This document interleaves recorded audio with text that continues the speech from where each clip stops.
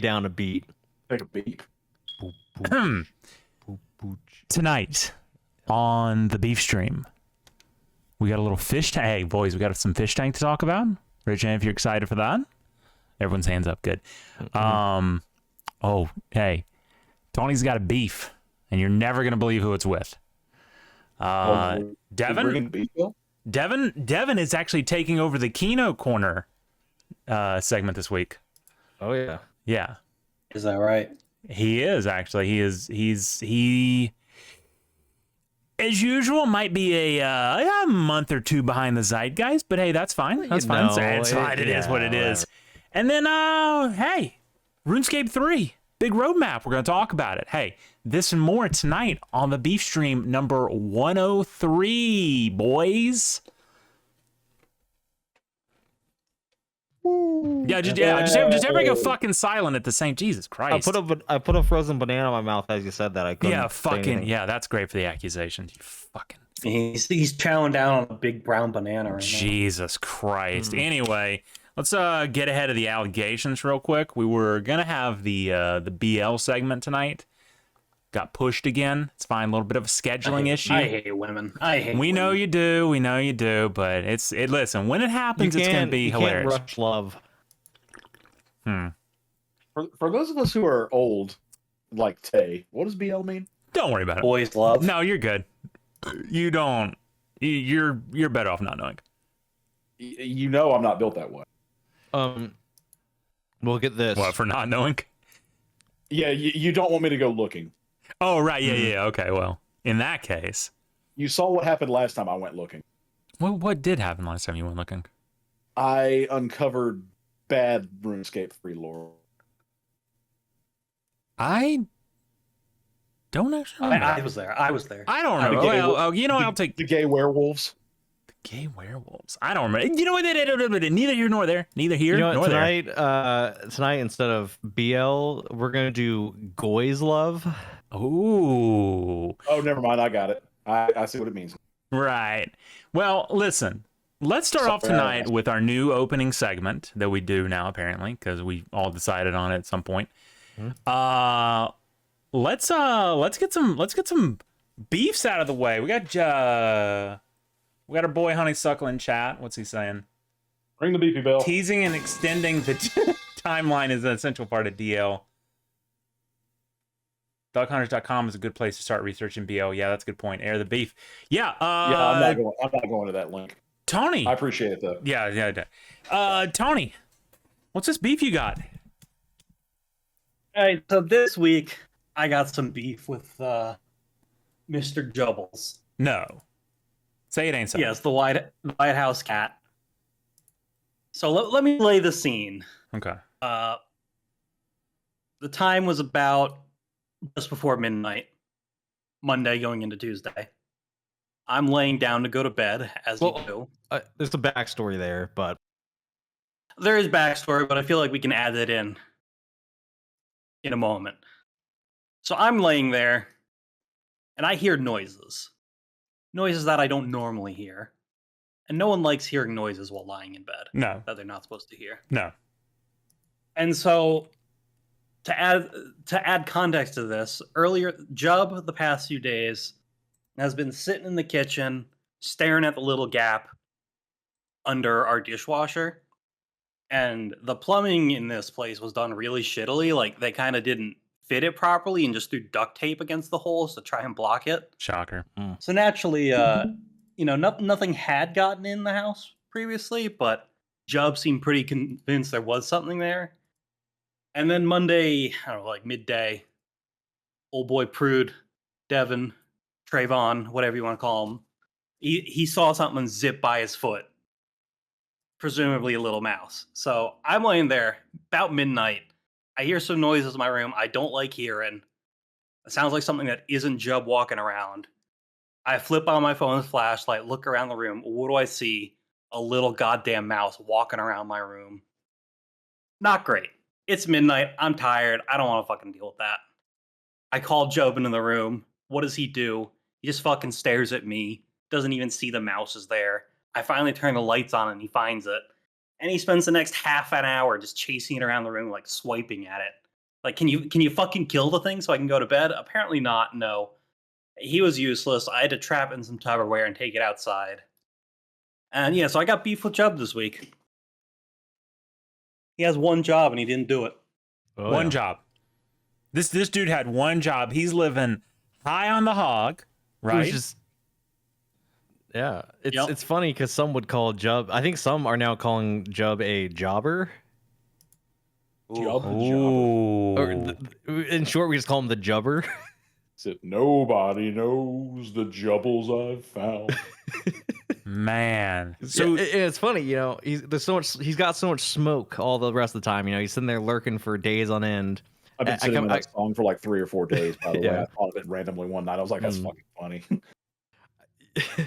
I came out, you know, many times over the previous nights before this, and he'd be camped out in the middle of the night, looking at that area under the dishwasher or whatever. So he was waiting for it to come out. Mm-hmm. And he's a rowdy guy, you know. He's normally a pretty rowdy guy, and I guess he didn't bring the heat, you know, when it came to the actual mouse encounter. So yeah, understandable. He's got little mouse toy that he picks up with his mouth and like fucking violently shakes it like he's trying to kill it. But come the real deal, he just kind of paws around at it and tries to sit on it. Never went in with the teeth. This is a pretty legendary bag fumble, honestly, from Jubb, who I expected better from. Right? Right. I thought like this was his moment. Right. Like, yeah, it was his time. This was his Super Bowl, essentially, right? Like, this was it. This was, you know. He's like never gonna come back from it almost. No, you don't recover from something like this. Yeah. It went from and then he also to a Jubble moment. Right. Mm-hmm. Yeah, kind of. And he proceeded to spend the next day like pawing at where it was, thinking he was still in the house, like a fucking dumbass. Right. God, what a legendary bag fumble. Honestly, this is one you don't honestly come back from. Like, if we were gonna say this in baseball terms, he'd have to be sent down to the minors for this. Yeah, and not even a good team. We're talking like Toledo. Wait, I think Toledo actually has a decent farm team. Yeah, Mud Hens. Shout out to the Toledo Mud Hens. Yeah, I was about to say. Yeah, I mean, this is like, you end up in Petal, Mississippi for shit like this. You know what I'm saying? Damn right. So, you know, honestly, a little embarrassing. A little bit. But it is what it is. He's young. Hey, he's young. He can bounce back from this. Will he, though? Remains to be seen. That's the question. That's what everyone's asking. If he like catches and kills a fucking rabbit or something bigger, that would kind of be like a right. When you fumble the one you should, you kind of have to make up for it with one that you shouldn't have. Or like, so to speak, you know, since he didn't catch the mouse, he has to okay the rat. Ooh, have any of us ever okayed the rat though? Like, we're all kind of like battling our own rats right now, but I don't know if any of us have ever actually okayed one. The hell are we talking about? But I'll say he has his own rat, his own narrative counter now. Okay. Well, that said, any other beefs in the chat tonight? Anyone else got beefs to air from this week? Oh boy. I feel like there was something, but if it's escaped my mind, then I guess. Am I allowed to say beef with Steve because he brought that retard bitch Mel back? Yeah, go ahead. Go ahead. Go off. All right, that's all. That's it. That's like full stop. That's all right. That's the beef. It's just, okay. Then it's really dumb. Then I echo the beef with Steve for bringing that dumb bitch back.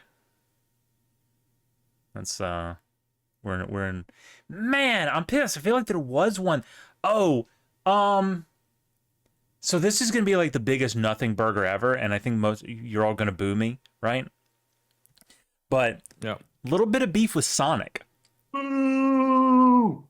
Oh, well, no, having beef with Sonic is valid because they suck. Yeah, they're pretty mediocre. So I went when I go to because you like, what have I been big on the last couple of weeks, boys? Going to the store at night. Mexican. Going to the store at night. Going to the store at night now, guy. I thought you always did that. No. I've only been doing that for like a month or two. Movies. No. What? Well, that too. Yeah, I've been doing that. No. Going to the store at night, right?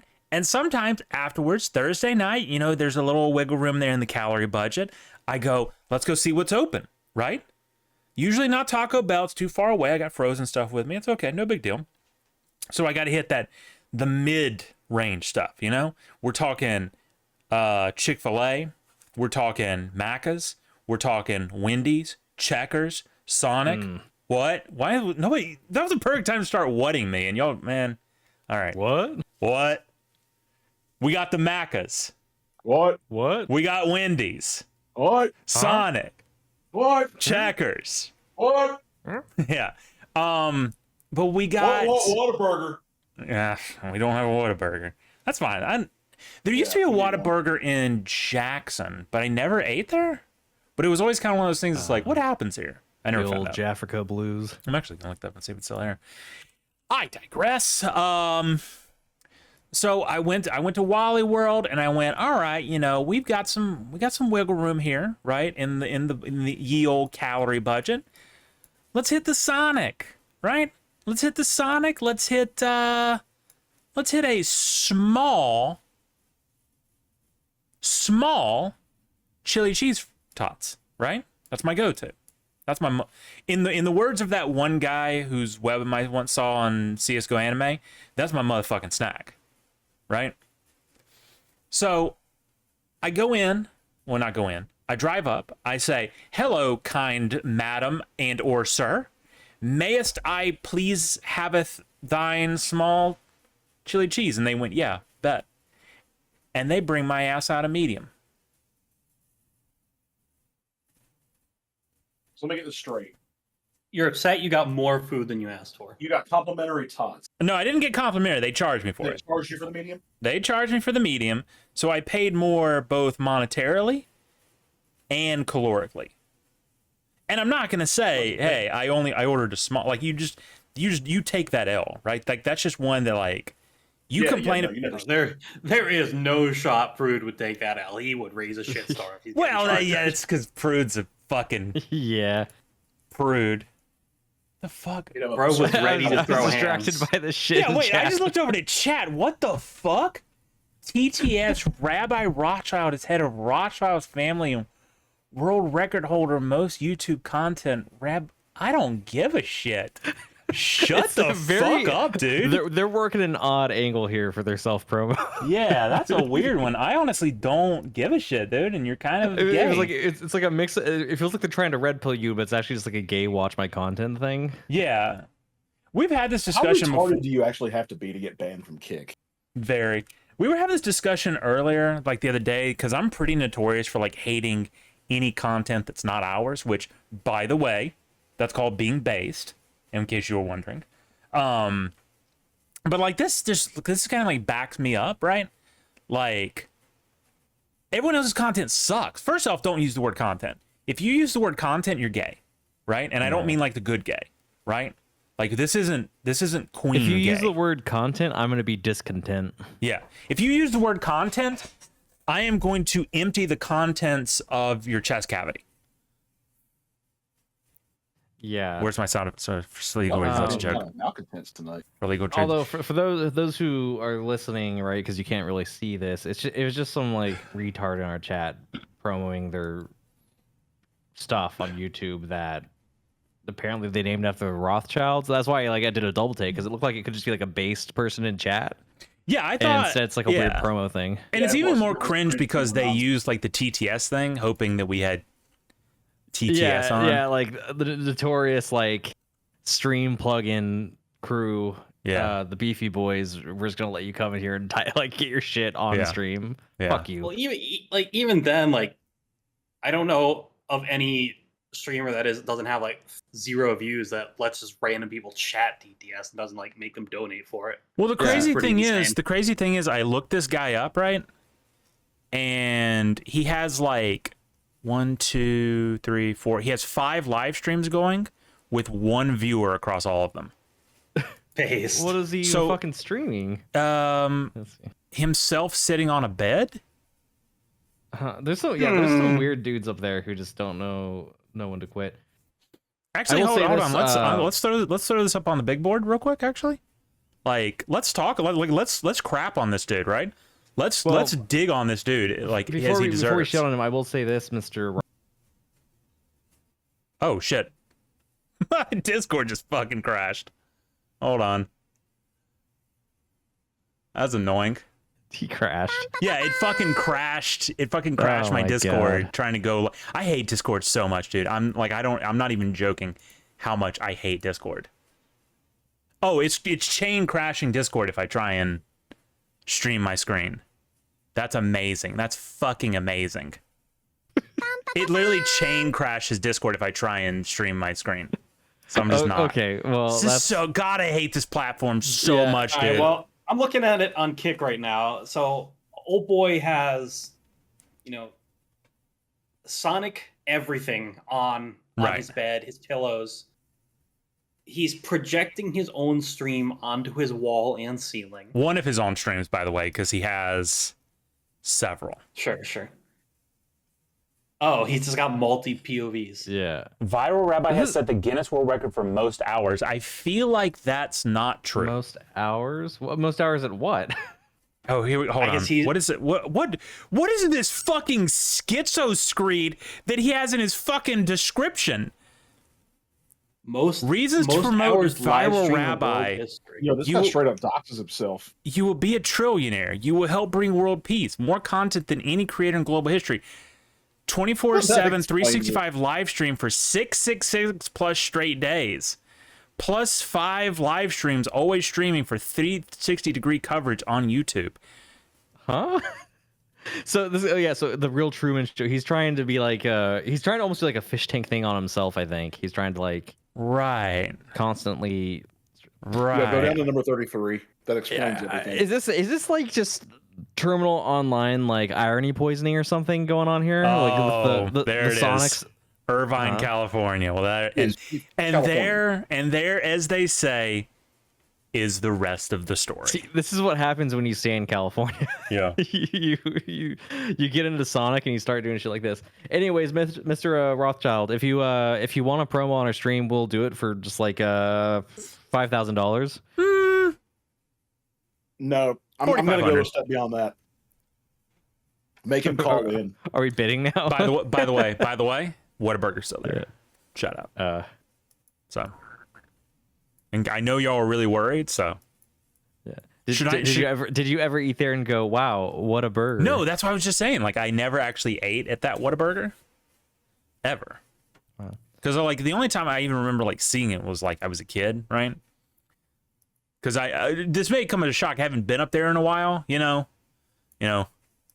Circumstances have precluded me from that, but sure. Wait, we're moving in that direction though. Although to Jackson, I'm actually not 100% sure for completely different reasons. There's certain elements to the fauna there that that real because like this used to be this whole area around here around North Park Mall used to be like real nice, and like this shopping center used to be like it had like.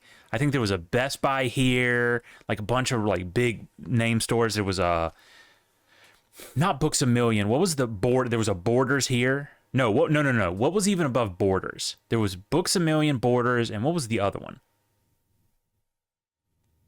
Bookstore. Barnes & Noble? Yeah. Barnes & Noble. There was a Barnes & Nobles here. Right now it's a Burlington Coat Factory, a Bargain Treasure Hunter, a whatever the hell this I can't even read that. Oh, and that's actually from 2018. Let me get back on the road and see. Yeah, here's 2022. And then a Big Lots, and then whatever the hell that I can't read what that is. I like how our beef segments like rapidly progress through aspects of food chat and now map chat. Yeah. Well, it's just we don't. It's one of those nights. It's one of those nights where like we have some stuff to talk about. We sure. But it's one of those nights where we're kind of like, just. Bang, right? Bang, like right from the hip. You know what I'm saying? Like that's the fun of airing the beef. You aren't locked into a certain. I think we were thrown a little bit off course by the rabbi, but the good rabbi. Which want to be the first rabbi that's thrown our lives off course. Anyways, so true. Before we get out of the beef segment, Tim, do you have any beefs this week? No, I'm good. Okay, that's good to know. reassuring, actually. All right. Well, For now, anyway. airing of the beefs complete. Unless other Tim calls in, then we're gonna have. Unless other Tim calls in which case we're just gonna like dab on him repeatedly. We don't have the call-in number posted. What's up with that? The call-in number real. is not on because we turned it off last week because it was crashing. Because Discord was crashing. All right. Hey, what's that number though? I just wanted to revive that. What's that number though? What's that number though? Oh, What's that number have a though? hot take. Call in at 601-651-0519 or at Discord at beefyboys.win. That's a wideboys.win. Oh, Beefyboys.win is something very different that actually doesn't even exist anymore. Yeah, Actually. I stopped reading the blurb halfway through, and my muscle memory took over. Oh, so where does beefyboys.win go now? Just to nothing? I don't think it's. Let me see. Because if it doesn't, why don't we set it up to also go to the Discord for now? If it's not going anywhere else. That's true. Yeah, I guess I could do that. Yeah, we'll look into that. Now, we need a name for our phone line, because just saying call the phone line, that's not fun. The beef line. The beef line. Hotline Yeah. beef. Okay, I actually kind of like that. I actually kind of like Hotline Beef. That's actually pretty good. Yeah, it's like that Drake song. Ooh. You can't talk Yeah, I don't about know about BBL that. Jersey anymore. Well, hold on. Yeah. I feel like we can't talk. I feel like that could be a short segment because I don't know a lot about it. I don't just know anything about it either. So, I mean, for some reason, all the photo friends. but they were weirdly all enough, like- you know who messaged me about it earlier today? Hmm. Our good friend Peaches. Sent me a Really? message about it, and I was like, I forgot to reply. I'll actually probably do it here in a minute. But I was like, Rap beefs are. I'm finding they have like a weird reach. Like people that I Yeah. thought wouldn't know anything about them know things well, about them. Peaches. I mean, that's not a shock, but No, so, yeah, yeah, he's some a of the little some bit of of the hip-hop photo enthusiast. friends definitely are kind of like, Yeah, I was like shocked by the ones who did know about because like this doesn't seem like your your wheelhouse. You know, this isn't your usual. Which is like weird because like I'm not really like that deep into it either. But I feel like for a lot of them, I feel like I would be more likely to know about, and I just didn't. The only beef thing that I had heard before that point was the one that Kanye did at J. Cole or whatever, and it was like a remix of a song or something, and that one was actually kind of good. But then there's like this Drake and Kendrick thing, and I think the Kanye thing was like secondary to that, like it was related. But I didn't listen to any of the Drake or Kendrick stuff. I generally like Kendrick's music more than I like Drake's music, but and the consensus seems to be that he kind of clowned on Drake. But Oh yeah, rip BBL Drizzy. is that what they call him now? So that's what they call Drake. Yeah, Okay. he's also a pedophile. So Right. Not great when you're in a rap beef. Don't be doing that. Millie Bobby Brown apparently. Yeah. Yeah. You know, I'm going to bring back there was a celebrity thing, an accusation, an allegation that I was not aware of until like yesterday. What's that? The Paul Walker allegation. Whoa, Huh? no. Allegations of what? No. What? I almost don't want to know, but I gotta know. Was it Nonce stuff or Was it Nonce? It was not Suri, but it's not Suri. There's no way around it. Okay, but like, what kind of Nonce? Like It would be hard like Nonce? actually, it's hemophilia. Or so soft Nonce? No. 16 was the age. Oh, how old was he? Older than 16. Yeah, but how Well, okay, but if old? you're 17, How, then it's, yeah, you how know, older than 16? No, like well into his 20s. So his that's not great. girlfriend was 23 when he went on his ill-fated lack of tires ride. Okay. And they had been dating for 7 years. Okay, all right. Oh, hold on. I'm gonna So say he was something. well into his 20s and she was 16. I'm gonna say something super controversial, right? And if I get heat for it, fine, sure, whatever. If you're doing some soft noncery like that, and it's like a like some weird pump and dump thing, you know what I'm saying? Like, okay, but I mean, if you were together for almost a decade, right? Like there was something larger going on here. I'm not saying you should have, and I'm not saying it's good, Right. and I'm not condoning it. But you two were clearly compatible, right? So right. I realize this. I I'm not don't- helping anything here. Yeah, but mean, I feel like I'm when making they a finally solid cancel point. us, they're gonna bring this up. But Sure. But I do agree that it's like that's not like an abuse. Like it's not like a strictly abusive like using them type situation, right? Right. And I've made this defense too, right? 16, that you're biologically an adult. You're not legally one, but you're biologically one. You know, I don't know. I'm just saying that, like, I don't. Before you go any further down this road, because it's not good for the allegations, I'm going to split the difference here. So the problem is when you look back at history, Paul Walker's been dead how long now? 11 years actually. I was going to say it's over 10 years. Look at how much has changed in that time, in 10 years, as far as like the perspective. We went from 10 years ago, it was all about the independent, strong young women take on the world. Now it's the independent, strong young women, but they're also retarded until the age of 25. Yeah, like wokeoid bullshit does this thing where it like wraps back around into almost being like regressive because it like dips back into like having no faith in people to actually take care of themselves and stuff. Right, and they look at the like if they look at like ancient Rome, for example, and they would accuse like everybody in ancient Rome of being pedophile. Right. Well, and it's telling that, you know, we're in an era where like DiCaprio or whatever it's called, a pedo for dating women in their 20s, right? Just because he's like 20 years older or however old. Well, yeah, like that's the new definition is that you're a predator. They don't say pedophile, they say predator. Right. But like in their minds, it's the same level of serious, basically. Like they like I don't know. It is stupid because it's like, yeah, the whole age gap stuff becomes a weird extension of it. And it's like, that's not the problem. I mean, it's the. Yeah, they have all the agency to do anything in the world except for date until they're 25. Well, now, hold on. Unless this is a different girl, it says that this girl was older than he was. Or no, a year younger. Sorry. No, a year old. Yeah, a year younger. Is that the one that he had the daughter with? Yeah. Was it a different one? It's whoever's after that. Oh, I see. Okay. They had been long broken up. Like, from what I read, this girl that he had been dating and his daughter were about a year apart now. Oof, that's not great. Let's see. Little weird. Okay, that's not great. Like I said, I didn't know about this stuff until like literally yesterday. I mean, nobody's gonna call it ideal. Jasmine Pilchard Gosnell. That's a weird name. Yeah, it's difficult even with the greatest amounts of age code. Okay, so she's like, my age. Oh yeah, it doesn't actually say. We're crunching the numbers here. Speaking of crunching, I'm having some Fiesta trail mix from Food City. This stuff is pretty good. So I pulled up an article, and it does say he started dating her at 16, and follows it up with the age of consent at the time in California was also 16. Wait, that was it? Huh. I thought it had been 18 for a very long time. That's what this article says, and if there's a website I can trust, it's definitely one called koimoy.com. Top koi moi guys around here. So true. Yeah, no, I read that same thing. That checks out. That when they. I mean, if that's the case, I fail to really see the problem. Like, sure, age gap, creepy, woo. But if the law says it's okay, that's what's like. The law is a reflection of society's like amalgamated values in a way. So like, and actually, you know what? This is okay. So quick aside for a second because I want to get an answer on this, and then we'll go on to what I was going to say because you don't fucking read anything I say. When are we aiming to start the new show? New show. Do we want to do that this week or what?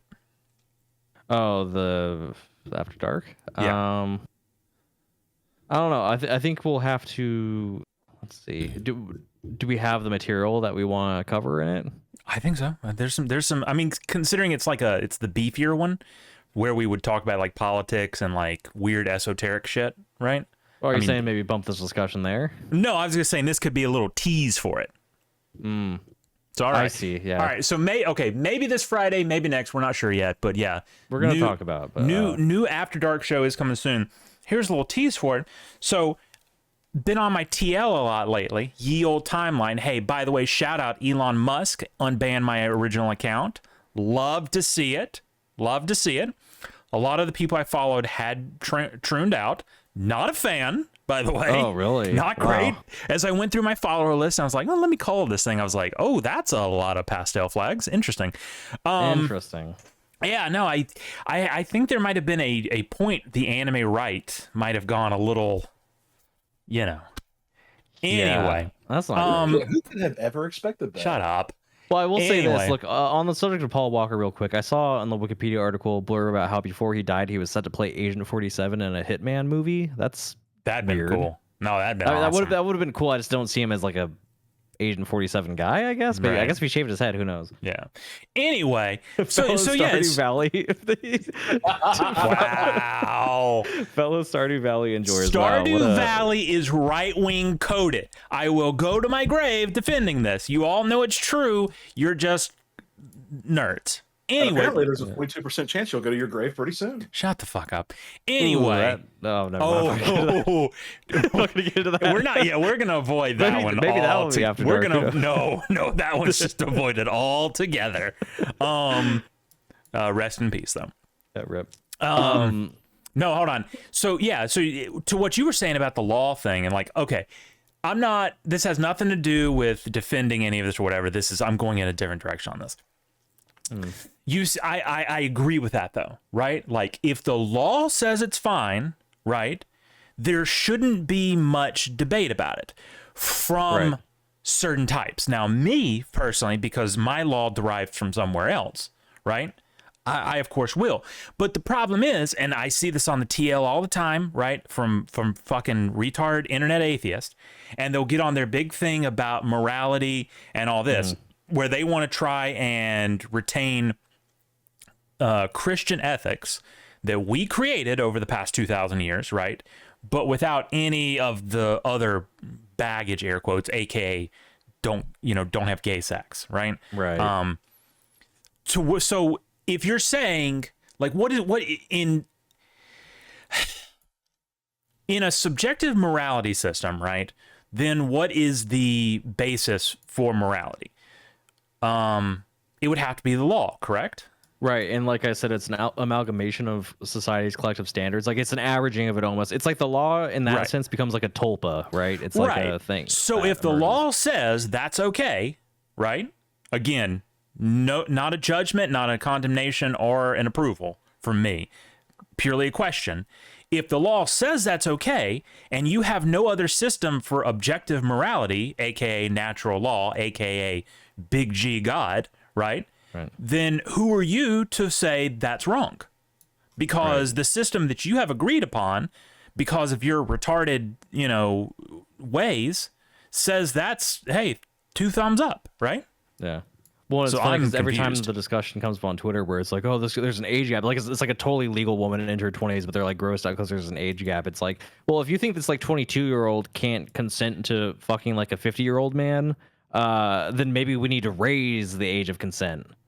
Right. But if we do that, if we raise it to 25, I think it's only fair that we also raise the voting age to 25 because if they're too retarded to fuck, they're too retarded to vote. So true. So and again, this might be a little beefy thing, but it will be old news if we do it next week. But did y'all see what I linked in Beefy Boys about like some DeSantoid was pissed that DeSantis raised just reading that raised the age to strip, and he's like, "This is a travesty." Blah blah blah. It's like, bro, okay. It's like it's another like Lolbert type thing. I feel like sit down and shut up.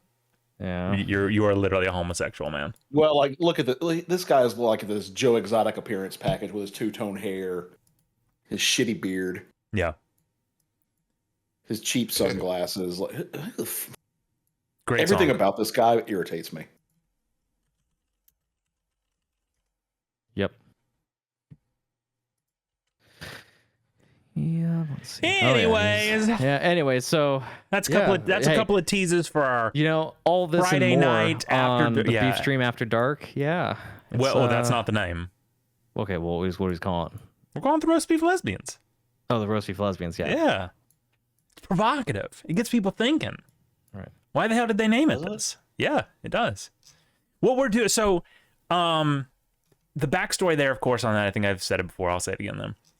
The backstory there on that is we have a friend, right, who might be from a certain group of people, a tribe, if you will, right, who maybe appreciate a little bit of subversion, right? And in trying to counter-signal this great truth show, right, because that's what we do here. We spit truth. We speak truth to power, right? We speak our truth. So true. So right? true. And some people, some tribes of people, I don't know who specifically, might not like that, right? So they try and subvert and counter signal, right? So to counter signal, we are going to take the joking name that they have for us and make that our actual like chud show. See what we're doing there? Yeah. Nah, You gotta, that's actually you gotta use their that's against them. deep subversion right there, boys. That's some would say that's such a deep subversion that maybe perhaps even I'm of a certain tribe. I wouldn't say that. Well, some have. The sibling allegations are out there. Not great. So. Not great. Not great. Anyways, well, speaking of food, we got anything interesting food-wise going on this week, boys? For the Widehaus, it was a relatively slow week in food. I mean, I had like a bunch of soup that I made from my the carcass of my Costco chicken, and then I tried the Costco it's like the BB-Go brand. They do like Korean frozen products. They have soy garlic chicken. It's pretty good. And then aside from that, I mean, I had some popcorn when I was watching the movies this week. Not a lot else. I think we covered our second. Did we cover our second Wendy's trip last week? I think, or did we go after that? I don't know. But at some point in the past 2 weeks, we went to Wendy's a second time to finish off my gift card credit. So, and that's basically it on my end. I don't know if Tony, you do anything different this week? No, it was just a week. I ate some mints. Yeah. Yeah, I had some mints. That happened. That's about it. That's your peak. That's what you're bringing to the table this week is mints. I had a bag of Lifesaver mints, bro. It was a good time. Jeez Louise. Yeah. All right, Tim, pull us out of this death spiral. So I've started trying to add some variety to my snack. Right? Okay. So like in my hands right now, I've got two new little things I grabbed at Food City the other day. I got these banana chips. Right. Just like some dried, kind of semi-sweet banana chips. Pretty tasty, pretty good. Okay. They hail from the Durham pecan of Comanche, Texas. So, shout out to the Durham Pecan Company for their banana chips and their Fiesta Trail Mix. I do like banana chips. Big Comanche guy. Big Comanche guy. They were a violent bunch. Yes. What about the wrestler Comanche or whatever? Ooh, wow, that's a deep cut. Ooh. That's a real deep cut, actually. Is it? He's back in WWE. Which well, yeah, but it's Tangaloa. I have some confusion on this. And I don't know if it's a Samoan thing or a kayfabe thing, so help me out here. So you've got Tama Tonga. Right. And you've got Tongaloa. Right. And they're brothers. Mm-hmm. Correct. So shouldn't the other one's name be Loa Tonga? Or should it be Tonga Tama? I have. Why is the Tonga in a different place in both their names if they're brothers? They already changed his name to Tonga Loa. Like I think it was like something else Loa, and they changed it to Tonga Loa for his WWE debut. So yeah, they're just doing it. I did like how there was no acknowledgement of the Camacho character or whatever. Like, yeah, he's never been seen in WWE before. Well, yeah, he has. It lets me stream the screen, so we need to be able to do that more in real life. Like, just write somebody out of history through kayfabe. I can think of a couple. There's a few. I can think of one or two. Maybe even up to 6 or so. Us 4. And like anything that we retcon should just be accepted as immediate fact and basically just throw it in the lexicon forever. Right. So we should just like have a ministry of truth. Oh, hello. No, that's an interesting. What happens down there? Yeah. So sorry. We're kind of all over the place tonight. We're doing food chat. Now we're doing photography scouting. Look at those. That's cool. Well, anyways. Sorry. Go ahead. If you had any more food this week to talk about, Tim? No, I think I'm good. Okay. Really digging the banana chips, though. You should try them. Banana chips. I mean, I've had banana chips. They're good. I've had them on their own. I've had them in trail mixes. I've actually had similar to the chocolate-covered frozen banana chunks that I've had lately. I've had chocolate-covered like dry banana chips too. So yeah. What's the likelihood these guys? I had Sour Patch Kid Oreos. That happens. What's the likelihood these guys are doing? I tried one. Those are funky. That sounds awful. They taste just like the cereal. Yeah, they taste like any sort of fruity cereal plus a slight sour note to me. But look at these the Sour Patch Kid cereal. I didn't know that they actually have the name brand cereal.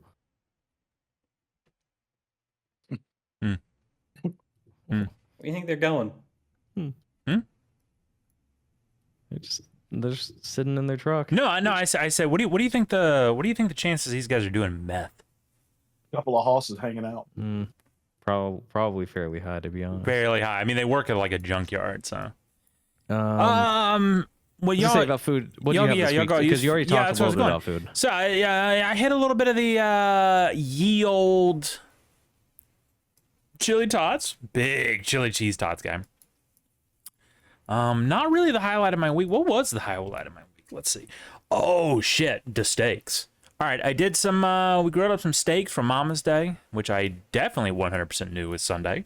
Oh yeah, we did some steaks on the egg for the big green egg, and then the stuffed peppers with like this cheese in it with these bell peppers. Oh, they were good. Do you do the stuffed peppers and then hit them with the cream cheese and like ground sausage or beef or?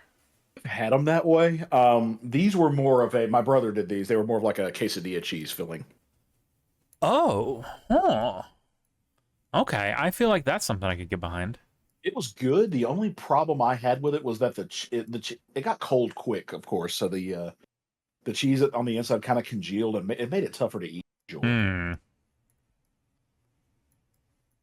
where the hell is this church? Did it like get torn down at some? When was that other picture?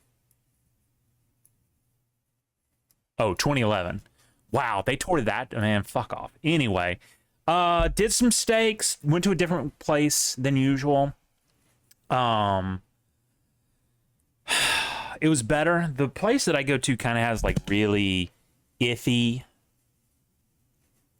quality, right? And they leave a little too much fat on it. We went down to Night Butchers in town, got the real good cut. I might have left it on a minute or two too long. I felt like mine was a little tight, slightly tough, and only a little pink in the middle. So should have pulled it sooner. I'm 50-50 on that, right? Like being able to nail like really when I pull it. It is what it is though. Let's see what else. The steak was the highlight, and that might have been the only highlight, I think. I don't think I really did anything else. I don't think I did, boys. I think it was just the steaks. Oh, shit, no. The cheeseburger pie. Yeah. I tried out a thing called a cheeseburger pie, which is very brief. It is just, well, actually, I can look it up. Cheeseburger. Got cheeseburger calzone at Pizza Hut. Yeah. Yeah, this is more or less what it looked like. So, well, yeah, it was actually more like this. Okay. Yeah, that looks like the one that. So this was it's very close to something else that I've made before, but it was a breakfast thing and it had some different stuff. But yeah, it almost looks like a quiche at first. Yeah, when I read the recipe, that's exactly what I thought. I went, this is essentially like a quiche instead of a pie, but you kind of do it like a pie. But you brown your beef, do some onions, put it in a pie dish, cover it with flour, baking soda, eggs, that stuff like milk, and then bake it. And it is. Oh my God. It is so good. And what makes it cheeseburger, right, is the cheese and the burger, but then you drizzle a little bit of mustard over it. You drizzle a little bit of ketchup over it. You drizzle a little bit of the Kewpie mayo on it. You hit it with maybe a little bit of tomato. You hit it maybe with a little bit of pickle. You hit it with maybe a little bit of lettuce. You see where I'm going with this? I also like what this guy did in this one picture. Where's the bun? He was doing the dipping. He was dipping, right? I think the bun is found in all like the flour, like pie base. Yeah, stuff, the bun is the pie base. It's like the egg, baking soda. This is well, you know what this is? This is you fucking taking a perfectly good meal and then slopping it up, shoving it all together, making a disgusting amalgamation of fucking goy slop when you could just have a regular ass burger and have a good time with that. This is awful. This is what's wrong with America. Just fucking melding everything together is awful. I hate it. You done? Tell me you're a Yankee without telling me you're a Yankee. Tell us how you really feel. You done with your little melty there? Yeah, we literally call that casserole, but nice melty. Yeah, coming from the guy who doesn't sauce his fucking noodles. Okay. All right. Yeah. Anyways, We will moving hear you on. slander of the pie. Delicious, definitely. That's going to be a go-to in the future. I'd put that right up there with my one pan pasta and Kaneka thing, which I think is also delicious as hell. So very easy. That's the argument for the pie, right? Is that like, sure, you can enjoy a burger, but when you do it in pie form, it's like a way to kind of bulk cook it. That's easier than doing it individually, right? It's like you get a big dish out of it. You could eat as leftovers because burgers don't keep super well, in my opinion, either. Like if you have like a whole finished burger. They don't really. No. Like if you just make the patties, sure, but if you already have them made up, they kind of suck because they this get kept up very well though. By the way, I'm sorry. Like, is there a situation outside of fast food where you'd be making whole burgers and not just the patties to save?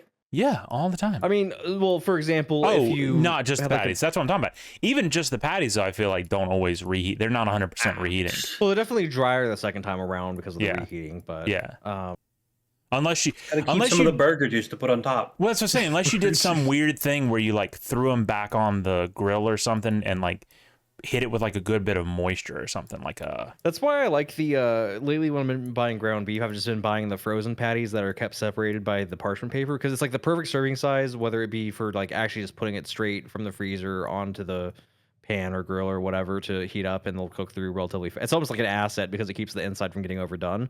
But also it's like one or two of those like a good serving size for things like tacos or chili or something, you know? So it's kind of convenient versus having whole frozen logs of roast beef or whatever. So you saying chili reminds me that second Wendy's trip was that's what he reminded me of earlier. Wendy's chili. Yeah, that's what I was actually about just going to start in on that because what Tay was saying earlier reminded me that I actually did do the Wendy's in the past week, right? And most of what we got was pretty normal. There's two things that I tried this time. I tried the orange creamsicle frosty, which was fine. I would usually go for the chocolate over it, but it was good enough. But yeah, because I did like 2 biggie bags, and then I also needed to hit a certain amount to use up the rest of my balance from the gift card. So I then did another combo of like the pretzel pub baconator or whatever they have right now. And I was like, I don't need more than the 2 fries I'm already getting, so I'm gonna get a chili that I could save for later. This is the first time I've ever had Wendy's chili. I don't know if any of you guys have ever had Wendy's chili before, but almost once a week. Okay, it kind of fucks. It's kind of good, actually. It is really good. So it is exceptionally good. Yeah, the lore of it is they use it as a way to use up their like fucked up patties and stuff from the grill. Right. Like if something gets like messed up or it sits too long or something, they throw it in the chili pot. Burger, yeah. And but like the thing is, it tastes like weirdly like authentic. Like it tastes like pretty close to a homemade chili. Like it's and they don't actually skim too much on the spice. Like it's not the spiciest chili I've ever had, but it has some flavoring to it, which is abnormal for fast food in my opinion. No, so I was pretty pleased with that. Wendy's chili flavoring is very distinct. It's very good. Yeah. And I like that they give you those little chili seasoning. Like they give you hot sauce packets. They just give you it's bold Cholula and sweet at like the same time. Yeah. Well, they give you Cholula packets if you want it straight up hotter, but they also give you these transparent like it's like a viscous like chili seasoning packet that's like corn syrup based and has like a lot of paprika flavor if you want like a more intense just chili flavor to it. Right. So if you want a direct application, you'd go slap. Yeah. It's and then they give you a bunch of like saltine cracker type things too. But it's like in for the because I got a large one and like it's the same price basically as the large fry. And which BP boy's bold and sweet at the same time? Me, of course. Yeah. But like for the same price as a large fry, I feel like the chili is probably a more substantial side and it's better for you. At least get some fiber and shit. So yeah, actually a big fan of that. So I'll probably do it again in the future if I ever want to mix it up. Anyways, sorry, I don't know if you were done with your food segment, Tay. Yeah, I was. Cathead Distillery. That's kind of a fun little. I was gonna tell you what. You know what's a real shame is like fucking zoning laws, right? Because I think it's very keno to have like buildings really close to the road, but you can't do that shit anymore, right? Like everything has to be a certain distance. No, put shit like right next to the road, dude. It looks great. Yeah. It's very keen. Well, there's a lot of issues with road design in this country in general. Like the whole Strode idea, the idea of like they've merged roads that should be for just getting into businesses with roads that should be for like traveling long distance and stuff. And it creates awkward situations where you have almost a highway speed road and then a lot of turnoffs into businesses and it leads to chaos. That's like how the Alcoa highway is here. They're doing a bypass for it, but That's kind of how it is, and those are unfortunate situations because they're not very aesthetic and they're annoying to drive on. But yeah, zoning laws are gay too. It's like, yeah, it's a weird thing where like density can be a cringe thing when it comes to like big American cities, but like in small towns, the city centers, I kind of like when they're nice and dense. Like it's kind of like an eventful little happening place, and then you can live outside of that but drive into it.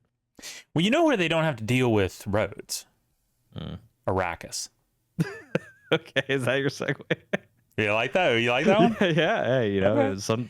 They do have ways of getting around on Arrakis, So though. I had my whole Dune arc, right? About 2 months ago or whatever. Big Dune guy. Had a review here on the stream on Tay's Kino Corner.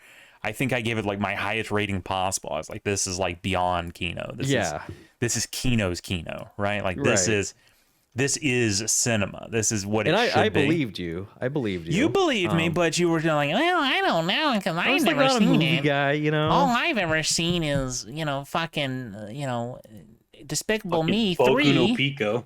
And Boss Baby. Is that my reputation? And Boku no Pico. And I saw a documentary about something really gay.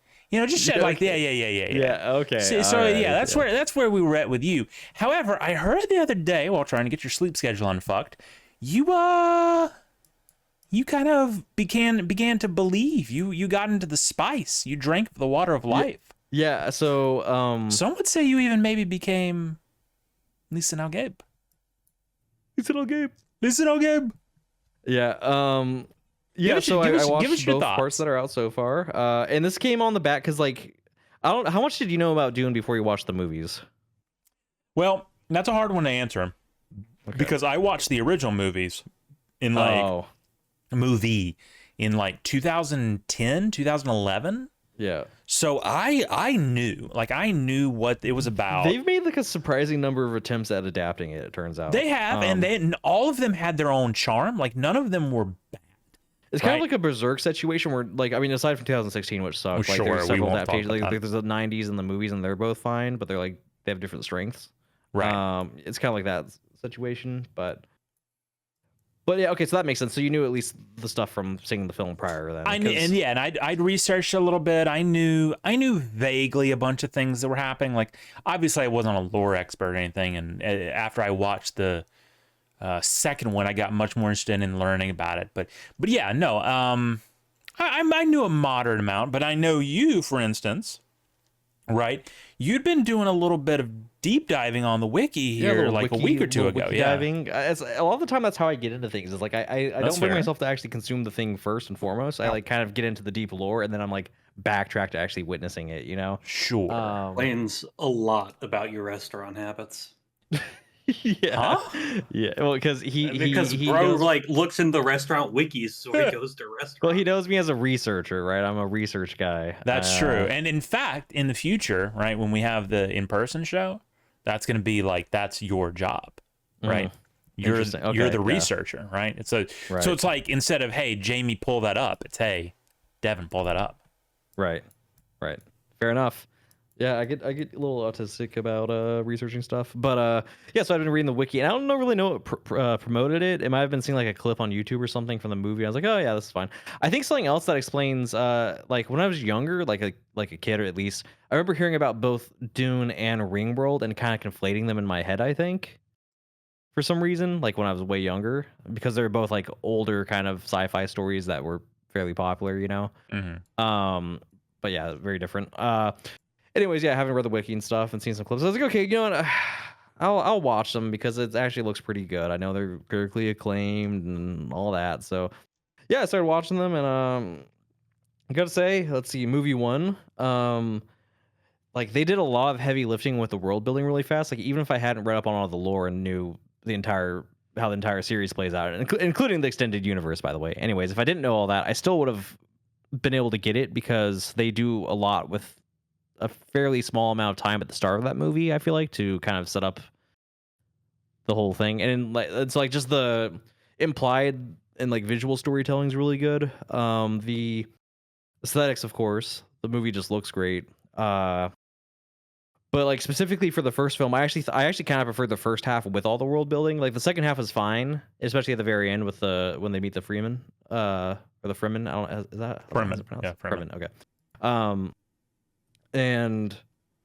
But like there's a little bit in like the kind of the I would say the third quarter of the movie, right, where it goes a little bit slower, like after they escape Iraqine or whatever, and they're in the tent under the sand and stuff. Like after that part, there's the part where they're wandering through the desert before they find the Fremen, and like that part, I feel like drags a little bit, but it's not like a huge complaint. Well, I mean that part of the book also dragged as well. So yeah, I kind of feel like maybe it's just meant to be like it's meant to feel desolate. Maybe it is. Like, I mean, because they are quite literally like they're done, right? Like that's it. Right. So it's definitely there's supposed to be a feeling of defeat and isolation, and like it's meant to feel that way. I get why it does kind of drag, because we were talking about this earlier with some other people who had seen it, and the discussion really was like there's not, because this is Denis Villeneuve's way of like doing things, right? He's not a big dialogue guy. He's a big like show guy. That's what I'm saying. He did a lot of showing and not telling. And that's what it was, because you could feel that build from the second they left their home planet, right? The second they were on Arrakis, it's just this slow build. The music reflects it, like the interaction, a little bit of dialogue reflects it. And it's like things are not good. And then that build.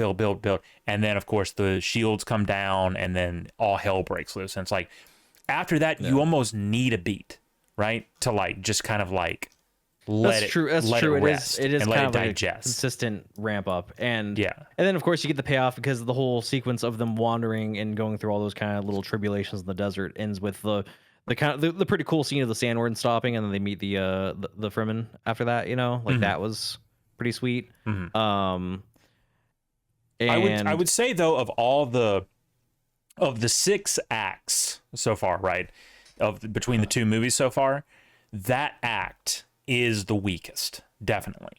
Sure, and it's not because it's bad, right? The back end of the first movie is, I mean, I know it's a required transition.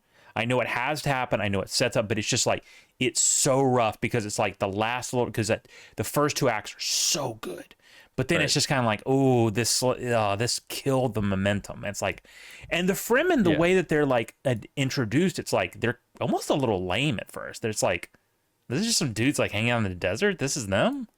Yeah. It's not like the most imposing entry, I guess. You don't. Yeah, it's not until they get to in the second movie, when they get to the Sitch, where you're like, oh shit, okay, hold on. Well, it makes a little bit of sense though, because even in the first movie when they meet them, it's like the focus is still kind of on Paul and Jessica, right? Right. Where it's like it's still concerned with their kind of stake in it, and like, you know, the payoff is Paul being put in the position of accepting like his actual death, or dying in the sense of taking on the destined path to become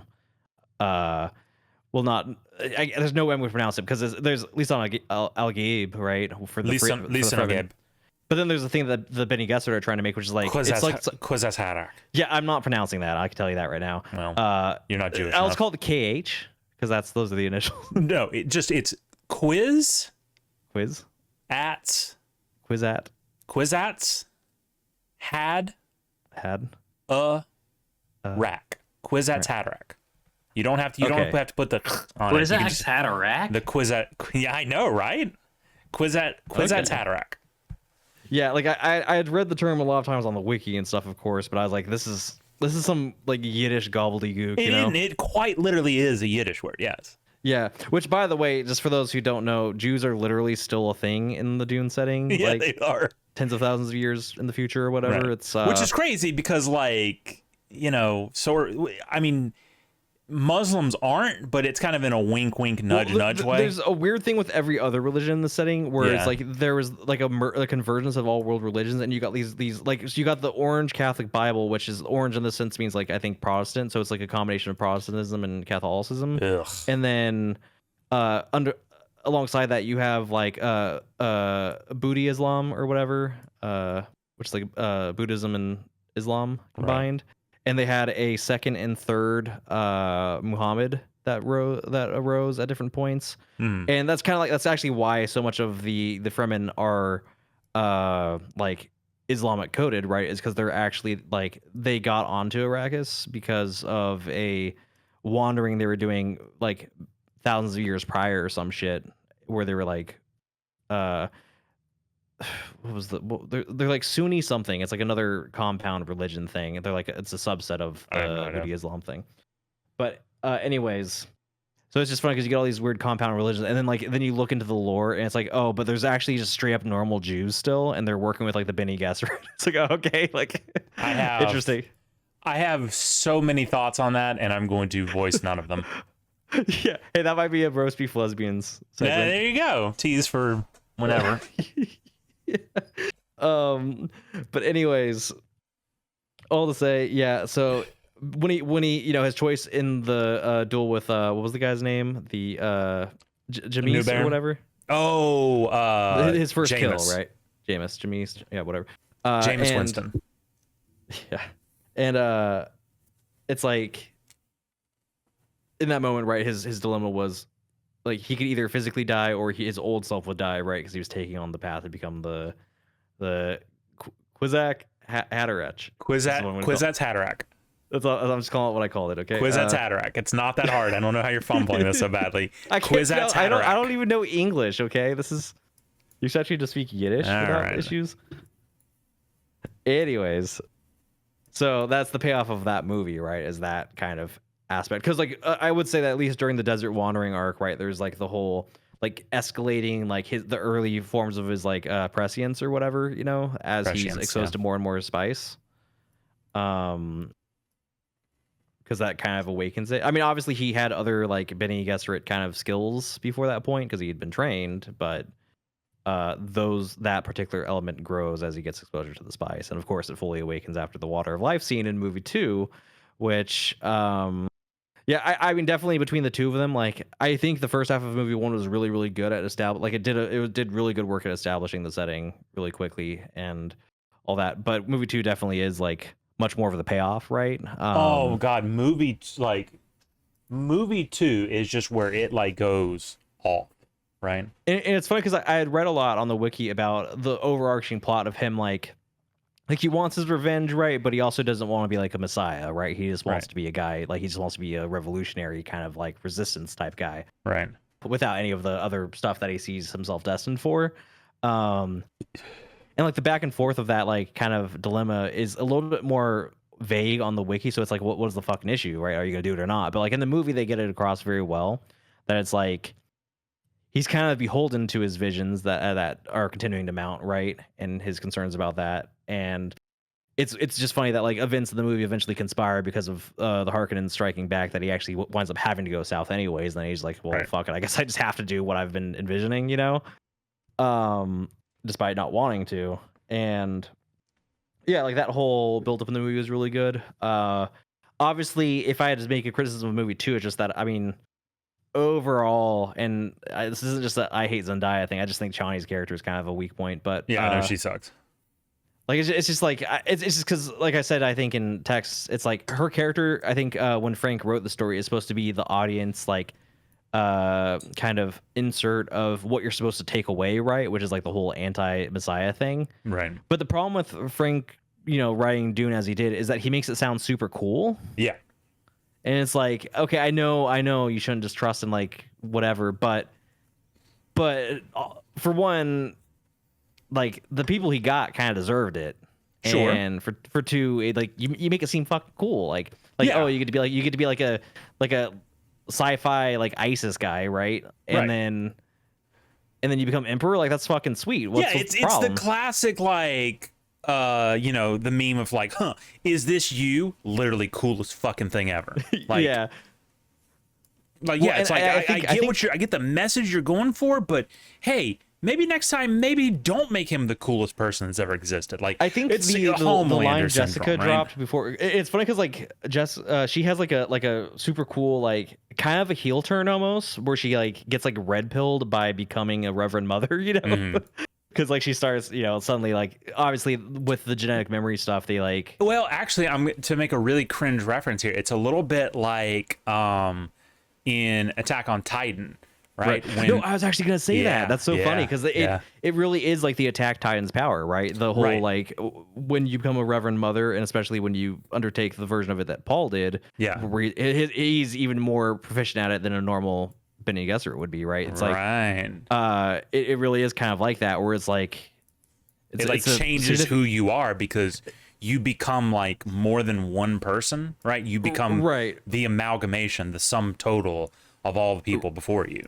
Yeah, so like with the Reverend Mothers, right, it's more of just like a general knowledge, but for Paul, it becomes like a thing where, like, metaphysically speaking, he's almost in the entire past and the entire future at the same time or something. But yeah, like still Jessica had like her kind of turn where she stopped being like concerned for him so much in the sense of like, because for example, the one thing I want to say about movie one actually is I did think like at first the glances during that scene where they're changing to the still suits like were a little weird, right? I was like, oh, that's an interesting scene. But I put it together. I was like, oh, it's not like I saw some fucking Redditors like, oh, there's like incestuous tones. That wasn't it. You know, it was that Jessica was feeling unsure about how her son was rapidly becoming like more confident about the whole endeavor than she was. You know, I think it was more of like a power shift dynamic thing. But anyways, which works on many levels, not just like the parent-child relationship, but also the like because he's now Duke Atreides, right? She's now technically like supposed to be his handler, and it's like, oh, like because she created him, right? Both literally, physically, all that, but she created him specifically in spite of the Bene Gesserit, who Paul was supposed to be a girl, and she would have been married off to New Baron Fade or whatever. Fade Harkonnen. But it didn't because she loved Leto. She wanted to give him an heir, so she made her baby be male. And it's like, she's at that point she's kind of like, fuck. Right, and then like head Reverend Mother Moheimer, whatever, obviously was pretty miffed at that, and good, by the way, fucker. Yeah, well, it's funny how she gets mogged at the end, anyways. But yeah, it's funny because like the power dynamic shifts, and then until Jessica's basically forced to become a Reverend Mother, right?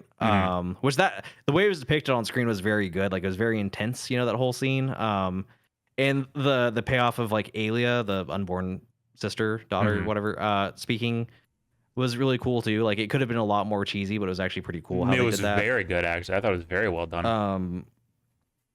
So until the point where she's forced to become a Reverend Mother, right? The whole plot of her being like increasingly kind of almost pushed off to the side because she wanted to get him off world, right? She wanted to avoid conflict, and then she was forced into it, and now she's like, fuck that. I'm going to encourage the Messiah thing. Yeah, fuck it, we ball. Literally. Yeah. And yeah, so what I was gonna say was it is cool to see the character's transformation throughout the movie. And yeah, the whole, what was I gonna say? Lost my train of thought. Happens to the best of us. Yeah. Anyways, I'll say though, I mean, there's a lot more action in movie 2, kind of, I guess. Like, I mean, in movie 1, it's concentrated around the invasion of Arrakeen or whatever, and then movie 2 is just kind of action packed. But the last 20 minutes. What was that word I just said? The last 20 minutes of the second movie it's just absolute, like, because it starts with like it starts with the scene where he shows up to the big summit or whatever, and he like the fucking sandworm cresting behind him, and it's like, oh hell yeah. And like the score, it hits that thing, which I love. That's how it's about to get real. Yeah, the soundtrack for the entire series of movies has been really good. It's not overbearing. It's Hans Zimmer, of course, who's one of the greatest of all time, and it's not overbearing. And the cues in it are so good because like when they do the the eye thing, whatever, I don't know what that's called. Well, but it's funny, because it always like corresponds to like pivotal moments for him, right? It's sparing. It's very sparing. It's not overused at all. But when you hear it, you're just like, oh well. It's almost like, but it's funny because it's almost used almost like he hit a checkpoint on his path, right? Like in like some pivotal decision, like because like it happens when he first stabs Jameis or whatever. Like Jameis. Okay, well, anyways, when he stabs him, it happens. I already made that joke. Yeah, he already made the joke. And a bunch of other scenes like that, right? Like, yeah, and it's just it's like it's a good understanding of like leitmotifs, right? and but it literally just is so good, right? Like every time it hits, you're just like, oh shit. And yeah, it's because this is right after the water of life. He's quite literally like he is now literally their Messiah, and he walks in and it's like there's all this like, you know, Javier Bardem's character is like, you have to kill me. Right. It's like, you know, he's like, you know what? No, fuck you. Like, I transcend your bullshit. Right. Right. And that was good. Yeah. And everyone's because it's kind of like, as we talk about, you know, like decorum boomers. Right. That's kind of what that whole thing was.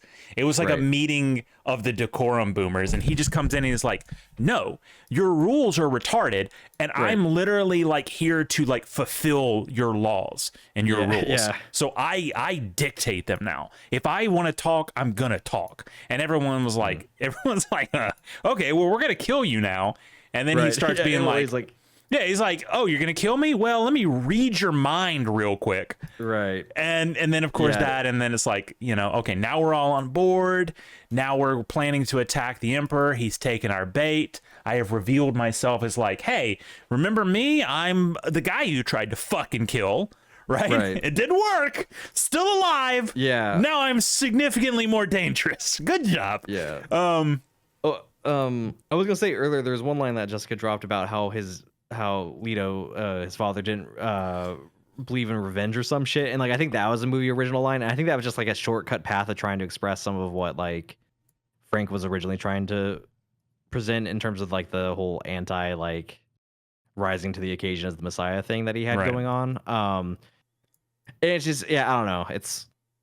I think the funny thing that was like, despite all that too, aside from the cool factor, it's also like, what else are you supposed to do? Like at many points in the journey, it's like your only other option is to die. And I guess if you are like a big time like gay altruist, I guess you could say, whoa, my death's better than billions dying in the future jihad or whatever. But like that's gay. That's super gay. Don't sacrifice yourself for others. That's retarded. Well, I mean, like it's the kind of underlying theme there is like, are billions going to die? Yeah, but it's like, it's one of those like long-term, short-term things, right? Like, yes, lots of people are going to die, but we're going to break the wheel here, right? We're going to reinvent the system. Because it's presented as, I think in the books, that after a certain point, Paul knows that jihad's inevitable either way, so he finally starts going with it, and he realizes that like at least he could steer it a little bit more if he's the figurehead, rather than it just being like indiscriminate. Because jihad, this isn't the universe's first rodeo with the jihad, right? Right. Like, I don't think this is even top 10 at this point.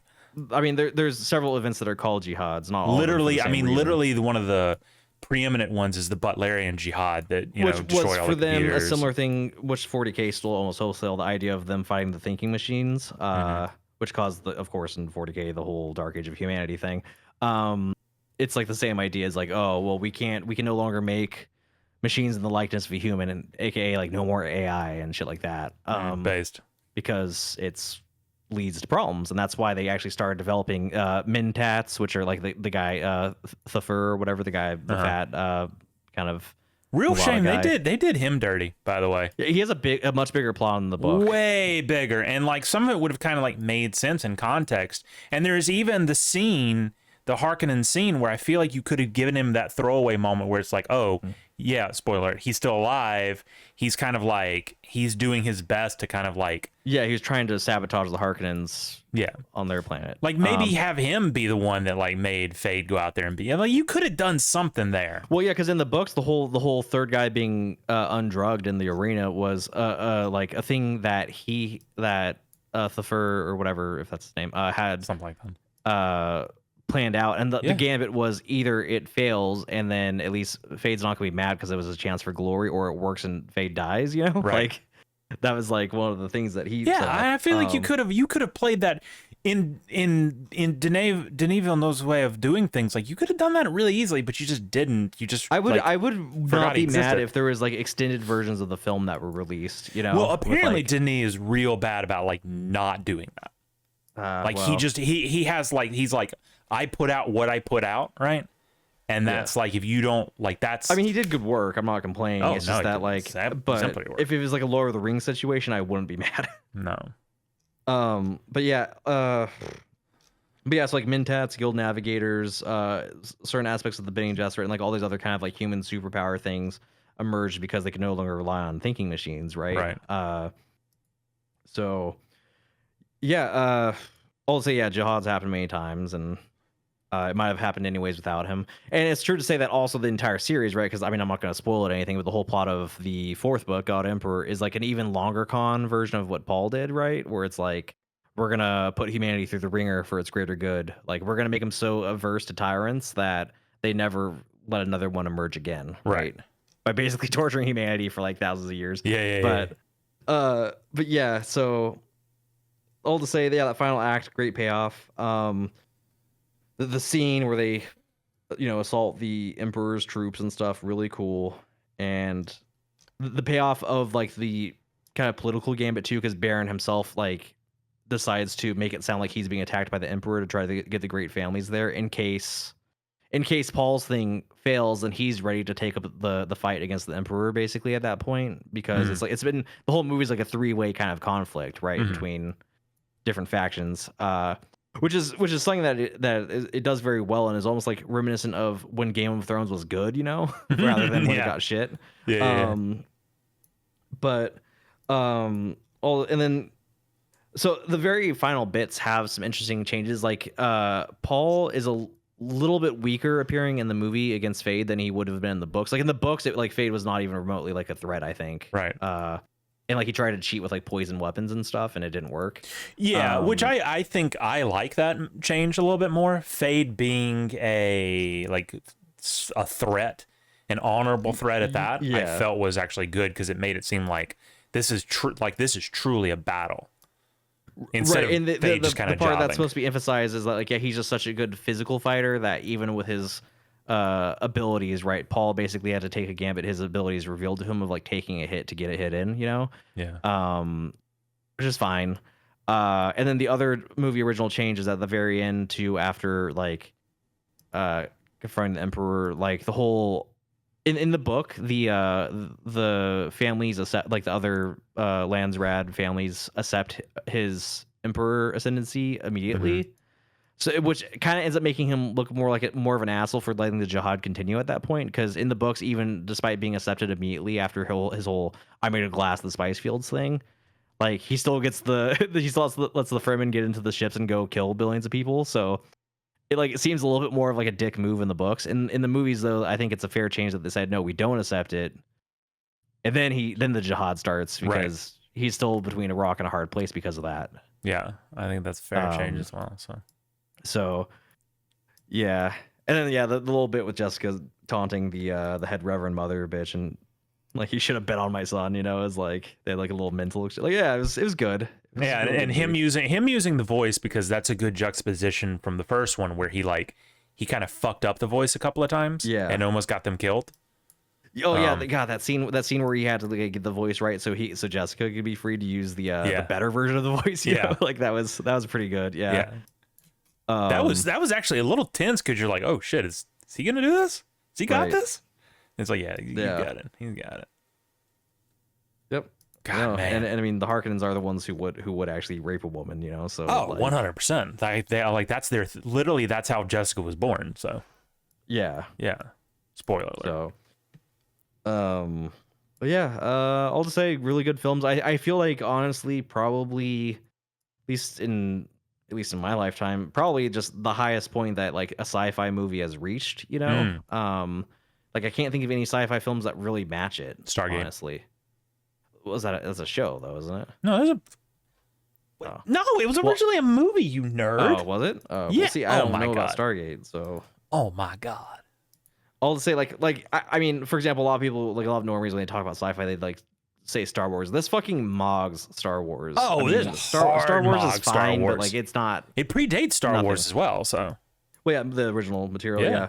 And it's just funny because like not only 40K, but a bunch of other series over time have definitely taken influence from Dune, and you see it now. And I mean, I can't think of any on the top of my head, but like when I was learning about it, I was like, oh yeah, this is definitely like something that's referenced here. It is very funny you talk about like Warhammer, because Warhammer doesn't reference it or take inspiration. It just wholesale rips it off. Yeah, it's very blatant. Yeah. like painfully played. Now, I mean, they did good with it. Like they've obviously created their own thing, but it's like, no, I mean, 40K lore is kind of interesting too, but it doesn't have the same. I mean, the whole thing is that they have to be like grimdark as a rule, whereas like there's a little bit more of a point to the Dune lore rather than just like we're gonna sell you figgies for your game. Don't let some people. Ooh, that's fighting words for some people, dude. Don't say that too loud. Yeah. Well, anyways, good story. I'm excited for the third one now. I also saw that whole thing about the prequel stuff being adapted, so that's interesting. I don't know if it'll be good. I'm curious. I mean, and I also think that the movies. I mean, I think they're supposed to stop on movie 3, which is probably for the best because movies 1 and 2 both were covering the original Dune book, right? Movie 3 is going to cover Messiah of Dune, allegedly. And then there's for the original kind of plot thread, there's then I mean I feel like Messiah is a good ending point, right? Yeah, I wouldn't go into God Emperor because it kind of concludes Paul's arc, right? But then there's Children of Dune and then God Emperor. The problem with a lot of that is where it started getting into his son's work. Yeah, and it gets very strange for one. It gets a lot stranger. I think Denis Villeneuve could completely nail it. I mean, obviously, the problem is if audiences would be into it is the main concern. I think they would because I mean, look back at the 2 movies. There was so much weird stuff in it, like the Harkonnen scene, right? That was so weird, right? That was like weird. I could see like if there was just enough momentum, maybe they renew the deal to keep doing movies. I mean, I feel like they would have to stop on God Emperor because if you get into Heretics and Chapter House, like that whole arc's kind of incomplete anyways. Yeah, and it's just at that point to resolve the arc, you have to weeds. get into the extended universe stuff, which most people think isn't as good, you know? Yeah, into the weeds, and it's just like because like God Emperor also ends similar to Messiah on a note of like, well, after that, feasibly the plan worked and everybody lived fine, you know, like right. Let's just pretend that's what happened. I mean, reading up on the lore, it gets cheesy, but it's not the worst conclusion ever, honestly. But I think it would harm the legacy, and I think a trilogy would work fine. Right. Yeah, I think the trilogy, because it's like I say, it's always better to leave people wanting more than overstaying your welcome. So just on the basis that the arcs after Messiah are a little bit more risky, even if I think they could be good, it makes sense to end there. And if people want to know more, hey, the books are out. They've been out for a very long time. So, or maybe they even like losers. Or so true. Well, yeah, true. I don't know how to read. But also they could do the same thing where they could even adapt as a like mini series or whatever for TV. The arcs after, if people really want it, you know, who knows? Yeah. So that's the Dune watch through. Well, while we're on the topic of media, right? Yeah. We got a little bit of news this week, boys. A little update, if you will, on one of our favorite, favorite air quote. Well, no, yeah, still favorite. Series. The Fishtank. Yeah.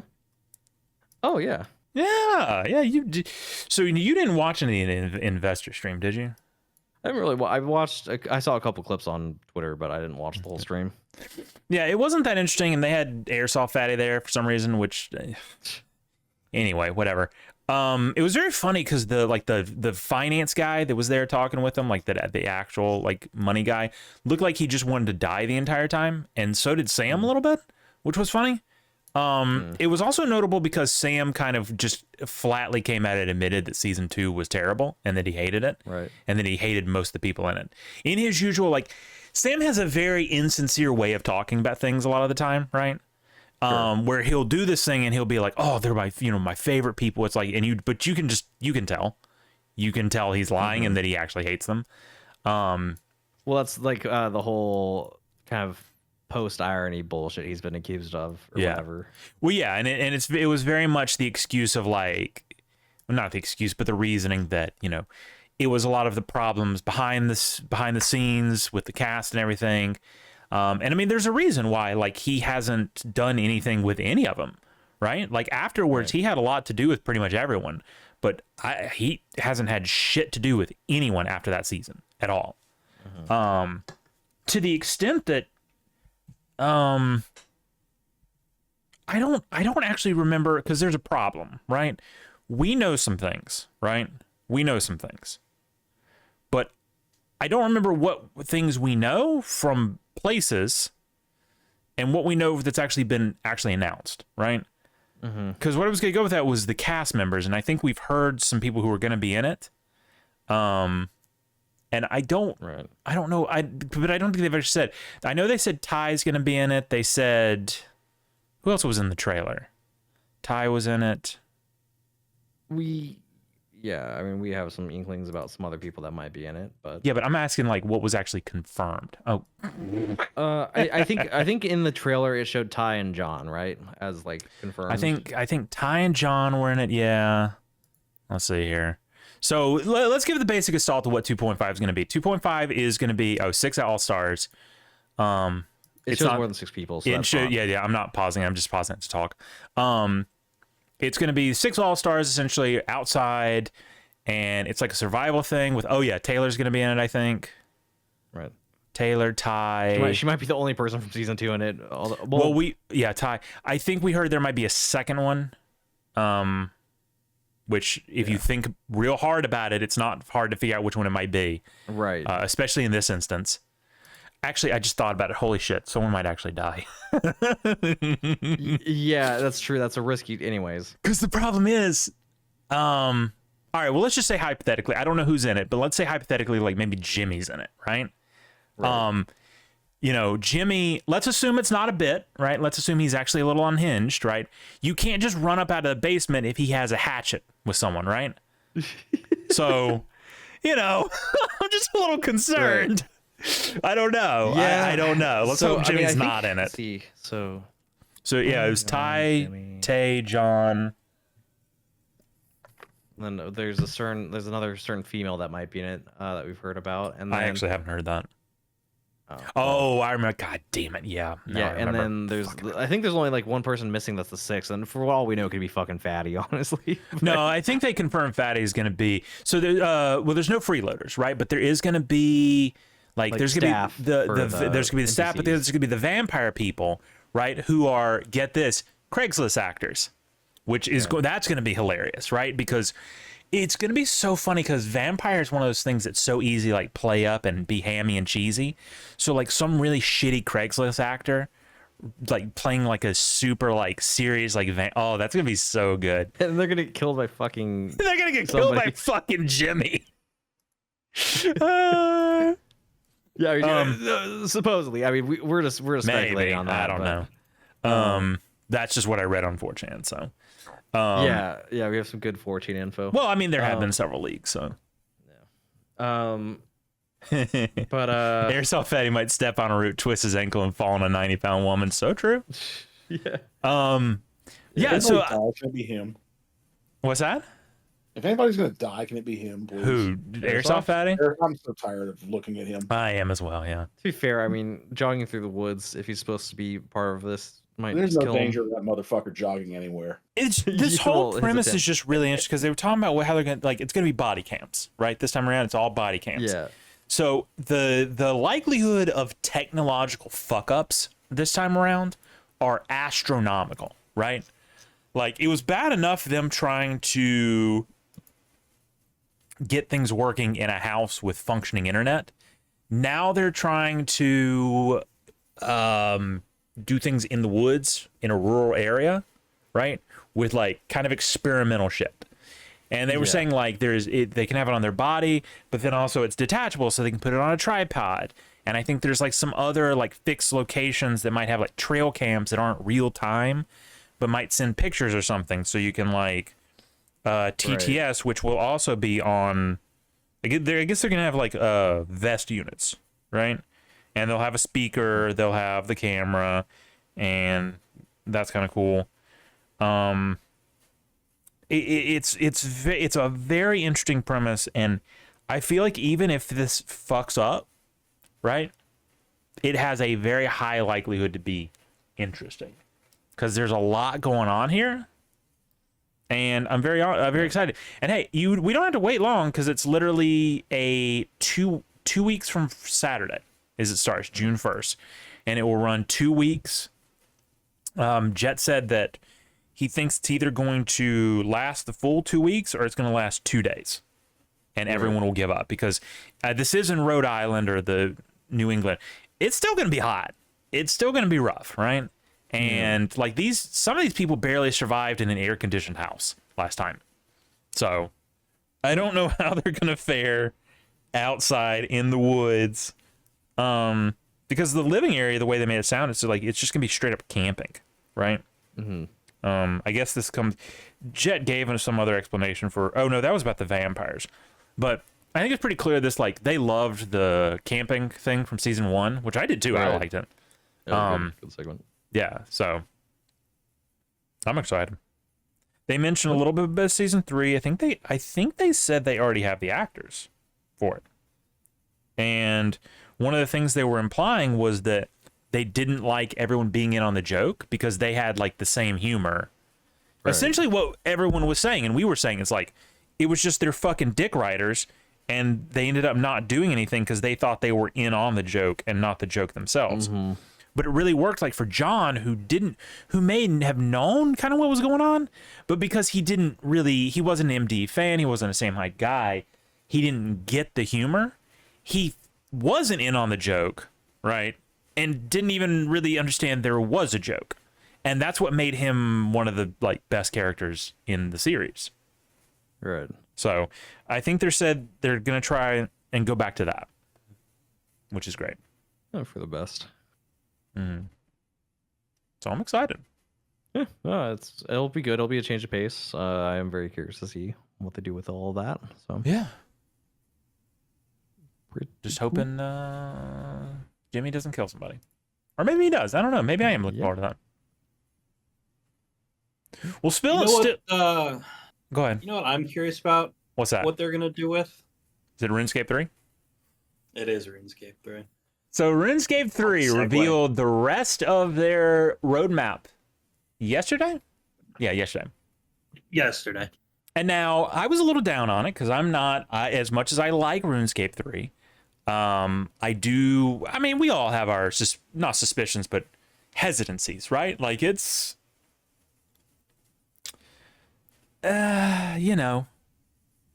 rough.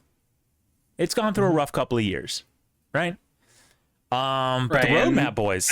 I think the past few months especially have been a bit grim.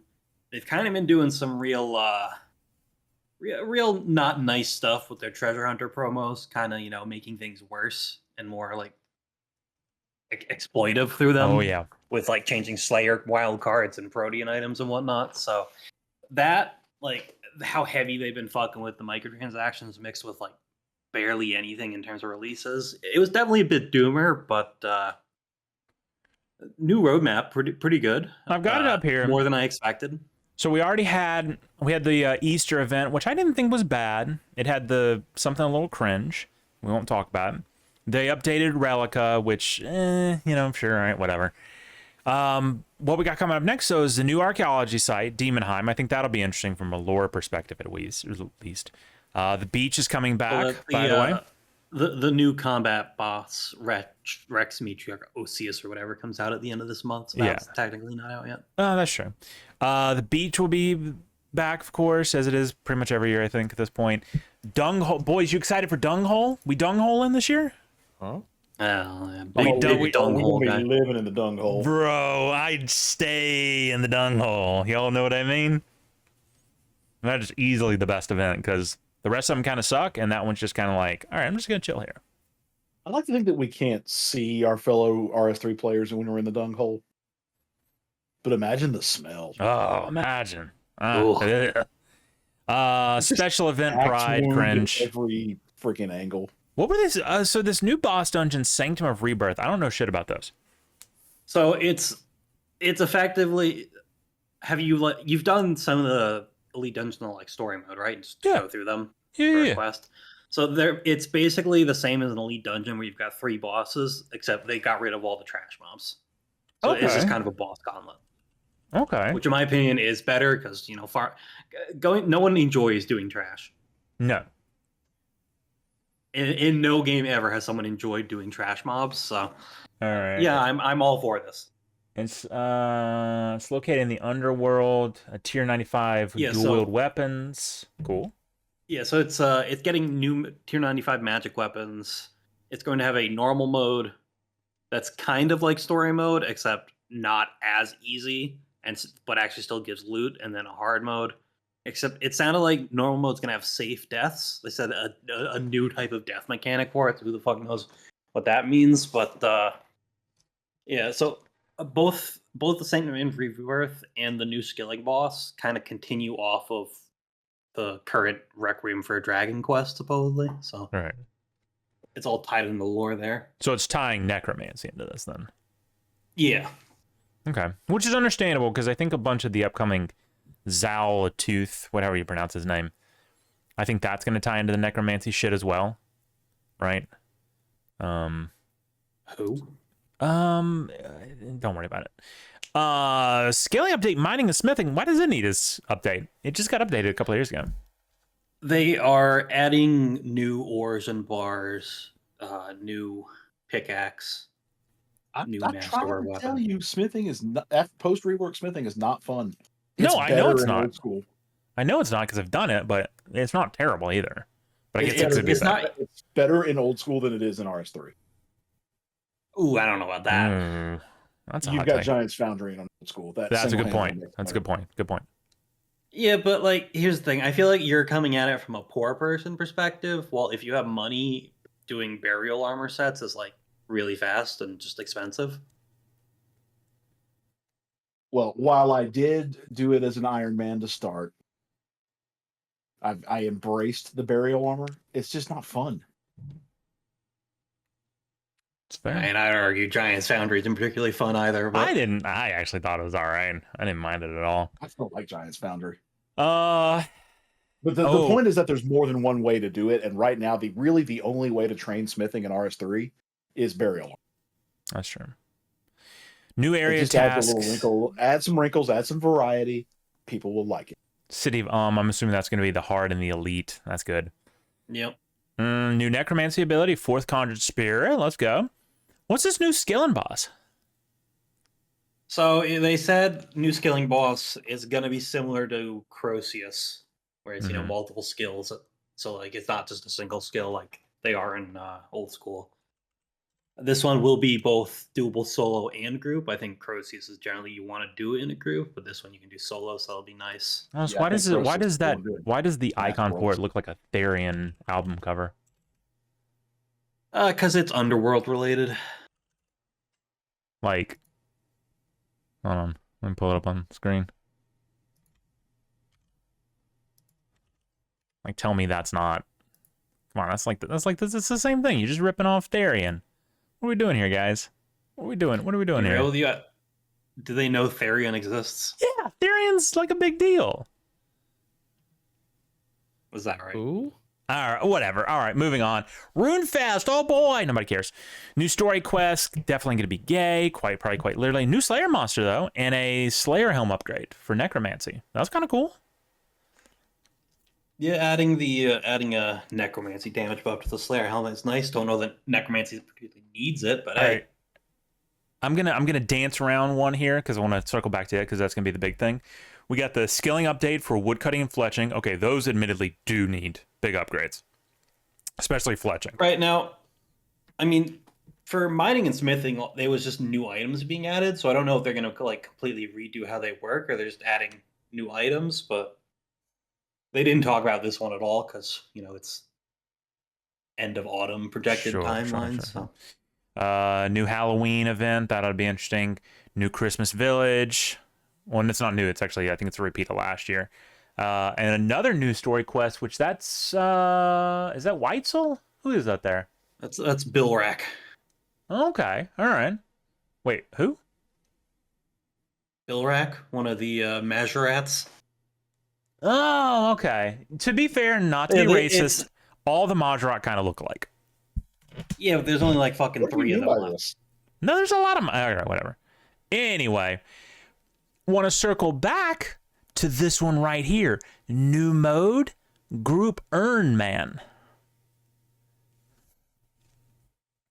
Don't all pop at once, all right? Pretty excited. I'm very excited.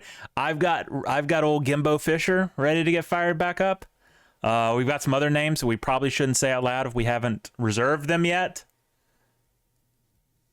So I have not reserved it. Should probably go do that. That's why he probably said do that tonight, so I could have said it out loud, but it's fine, whatever. All right. Ain't no. Don't see a yak track on here, by the way, boys. No yak track. Totally good with that. Fuck a yak track. I don't mind yak tracks at all. I don't know what a yak track is. So. Remember that they did the Hero Pass last time around? Don't. It was so badly received. Ooh, do not talk about the Hero Pass, brother. Do not. Oof. Hero Pass is rough. Anyway, look, Jagex is under new ownership. I'm not hopeful and I'm not optimistic, but I'm paying attention. Right? Right. So I feel like there's room to be optimistic because they basically brought a bunch of guys over from the old school team. Right. And pretty much said the people that were doing the work in RuneScape 3, they fucking sucked. You're kicked out. We've got a new head of staff from the RuneScape old school team, and we're gonna fix this sinking ship. That's my hope. We'll see, I guess. Looking forward to it. Hey, we're just on a big media kick tonight, guys. All right. Mm-hmm. While we're talking about media, what's this you're talking about? The 9 Inch Nails discography listen? What you doing over there? Yeah. What are you doing lately? What is this shit? So I was playing Brotato yesterday. Start talking about this. I have to pee real quick. So I was playing Brotato yesterday, and I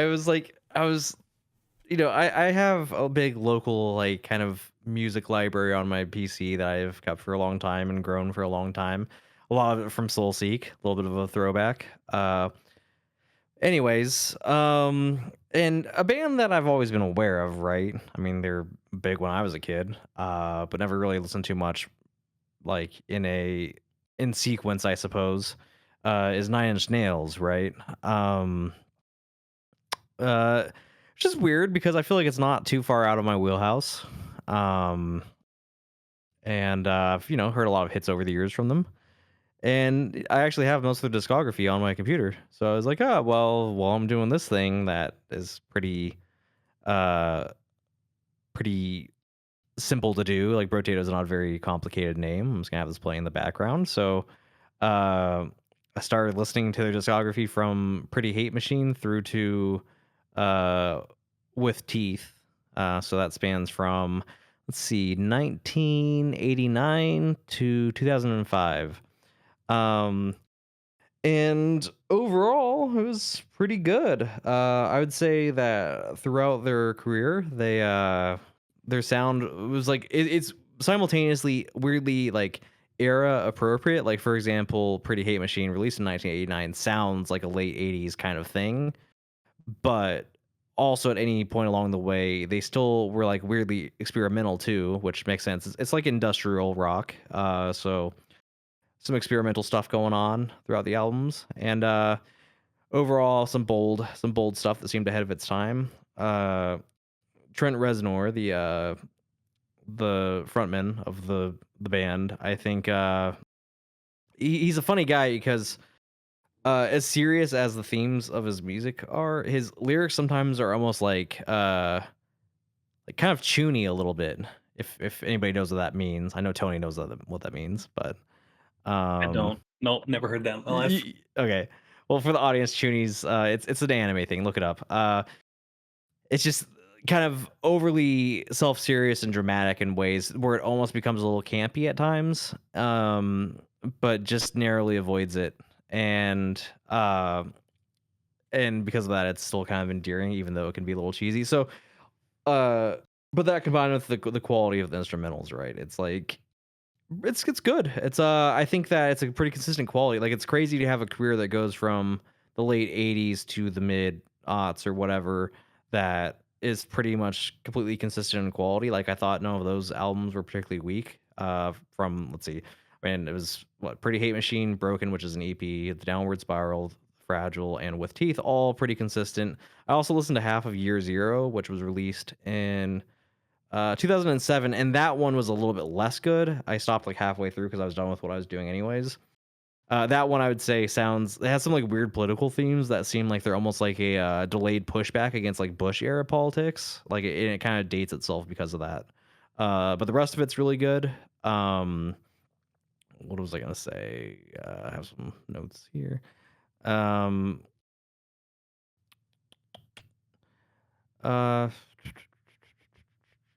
don't know. I guess that pretty much covers all of it. Anyways, good listen through. Like I said, surprised it's taken me this long because kind of that sort of music from that era, like the 90s and the early aughts, has usually been something I know a lot about. So it's weird that it took me that long to listen to them. Anyways, and the crazy thing is they're still active too, right? And like Trent Reznor's been active in a lot of like soundtracks too. Like what was it? Wasn't Doom, was it? Let's see. No. I think it was the sister series to Doom, or not Dune or Doom. What was the other boomer shooter? Quake. Quake didn't have yeah, movies. I think they did work for like a Quake soundtrack or something. Really? Among some other things. Let's see. Yeah, they did an album for Quake. It's the first I'm hearing of it. Well, apparently this one I'm thinking of was produced in 1996, actually, huh? Oh. I think they did a more recent one though. They did Call of Duty Black Ops 2 in 2012. They did work for that. And they did I don't know what I'm thinking of. I know in terms of video games, they were featured in that Warframe 1999 trailer. If you Oh recall. yeah. So that's funny. Let's see if there's anything else notable. Apparently, Charlie Clouser, who's done a lot of soundtrack work too for Saw and stuff. He did the opening for American Horror Story, which I watched the first 2 seasons of back in the day, and that opening is actually very reminiscent of the Nine Inch Nails Closer. Like it has a very similar sound, which is kind of amusing. Anyways, all to say that their early discography at least was pretty good. I haven't listened to any of the later stuff, but I do recommend. In case anybody was waiting for my hot take on Nine Inch Nails, I mean, that's what everyone was here for. Yeah. Hey, I feel like we're there needs to be a push for more defined like culture corner stuff, right? So I was like, Right. This is culture. It's culture. It's a type of music. Well, I would know. I don't have any culture, so yeah. I'm an uncultured swine. Yeah. So I've been told. And hey, one thing I didn't mention was that there's a little bit of a heartwarming quality to it too, where actually in the last of that set of old albums, it actually sees Trent get clean because he was like a druggie, kind of a loser for a lot of his life, and then he got clean, and then he got buff. Is that why Alex loves him? Probably, yeah. Watch Alex. Anyway, Good talk. What? Good talk. Yeah. Good talk. Well, I mixed up 2 people there. Good talk. Don't worry about it. Anyways, that's why Alex likes him. He's probably gonna say some shit like he was only good before with teeth because he was like a druggy loser at that point. But no, he got clean and then he started lifting. So if you're a druggie, stop doing drugs and maybe you'll get swole. Who knows? Yeah. Is that right? I think it is. And then well, if there's no other comments on that, I was also gonna bring up, because we were talking about rap beef earlier, right? Celebrity beefs. You guys remember that show that was on MTV back in the day called Celebrity Deathmatch? Yes, I do. I loved it. Mills Lane. That was so funny. Yeah. I feel like when I was seeing it originally, I wasn't acquainted enough with the stuff, like the people involved, to really find it that entertaining. And especially because there's a lot of it was kind of like wrestling inspired too, wasn't it? Oh, heavily. Yeah. Yeah. Like it was like the idea was like celebrities in like stop motion animation or whatever would be depicted beating up each other in the ring, but it would like end almost like was that fighting game? Like well,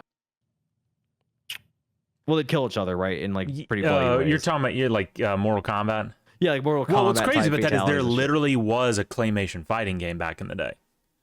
Really? What was it called? Claymation fighting game. Clay Fighter. Yeah. Clay Fighter for the SNES, and I think there was a N64 version as well. Fighter, you old bitch. Get his ass. Fuck you. Interesting. Yeah. Correct.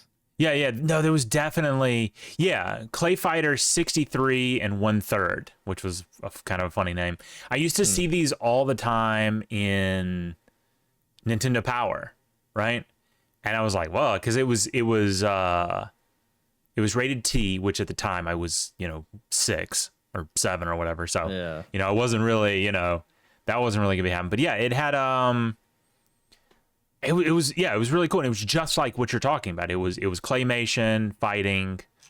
Wow, apparently it sucked, which I thought that's crazy because I thought it was negative critical reception. I thought it was like widely regarded, but no, apparently like IGN gave it a 3.7 out of 10. Jesus. Huh. I did not know they sucked. That's crazy. Like Celebrity Deathmatch would come on late at night on MTV when I was staying up too late as a kid, and like that was the era of MTV where it's had almost like an Adult Swim quality to it, of like kind of surreal media and like bumpers that were kind of cool and stuff. And that very quickly went away as in the aughts, MTV went from like kind of fringe, like edgy shit for teenagers and stuff to being like the reality TV channel, which was gay. Was Viva La Bam on MTV, or was that a different station? No, it was Viva La Bam. Okay, I was gonna say because, and I think, and then Jackass used to be on MTV too. It right? was as well, early aughts. Yeah. God, man, it was really good for a while, and then they ruined it. Like many such cases. No, MTV was good until like 2007 or 8. Right. I mean, they had like a growing thing of reality TV, but the death knell was, I feel like, Teen Mom or something. I think that was airing on it, and like I feel like that was really the final straw of it being any good. Teen Mom started in 2009. Yeah, that feels about right, actually. I mean, it was on the decline before that, right? Right. But it feels like that's when they started the trashy shit and not funny because like Viva La Bam was funny trashy, right? Right. But when they started like the actual trashy, it was not good, because even like Road Rules, that was that had its charm. Yeah, I actually remember being alongside, like, being excited to see Jackass on it as a little kid. I still thought, like, Road Rules and Real World had... I mean, Road Rules was the cooler one of those two. They were, like, early reality TV formats, but they were, like, a little bit more exciting than what reality TV ended up being. They were... Like, because they were more like a... Well, they had, like, a game show format. It was a competition. Right, and it like over time is like the womanification of reality TV. It got more and more foidy until it got onto just like, here's like just normal trashy American teens that got pregnant young, and this is why they're retarded, right? Like that's what it became. It's like it just became a way for like kind of housewives to just like take in secondhand drama, right? Like, Real World as well, and I feel like Real World worked in a way because it was like it was like a pre-internet thing, and like pre-internet, if something was on TV and it showed off a bunch of stuff that was like new to you, it was very interesting, right? Like, well, Real World was a little bit more like, because Road Rules was more of like a competition, Amazing Race thing, right? Almost like, whereas like Real World was more like of like an early Big Brother kind of thing. Yeah. Which, speaking of Fishtank, right? Like kind of that lineage almost. Shout out, by the way, to Real World, because its most notable alum, Tim knows this, I bet. A little guy named Mike Mizanin.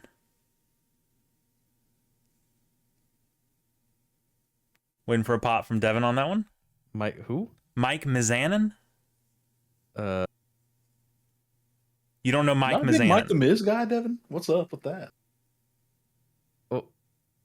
Oh, that's the Mrs. Oh, yeah, that's where he got his. Jesus, dude. Really? You kind of had a stroke on that one. What the hell happened? Well, I don't know his real name.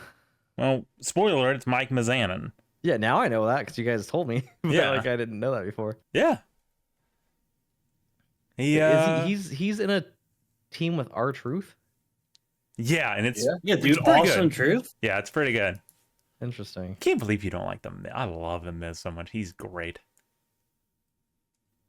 I mean, look, maybe now my opinion would be different. He had a bad first impression, maybe. I don't know. His wife is fine as hell, dude. Yeah. I mean, he's the Miz, and he's awesome. Mm-hmm.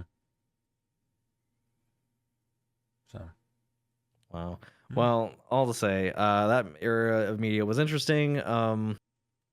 Like I said, in a certain way, I feel like after a certain point, Adult Swim kind of took over what MTV had been doing. Yeah, to a degree. Like again, it's just like the edgy media and the sometimes they do those like trial runs of kind of like surreal shows because there'd be like the regular stuff. They'd be like Family Guy, right? And then there'd be like the money makers. Yeah, and then there's like the weirder shit. I mean, what was like fucking Squidbillies or like Squidbillies wasn't even like that. No, there were deeper cuts. I just can't remember. 12-ounce mouse. Yeah, there's some funky shit. Xavier Renegade Angel. Yeah. Which is probably the peak of surrealism, honestly, on that show on Adult Swim.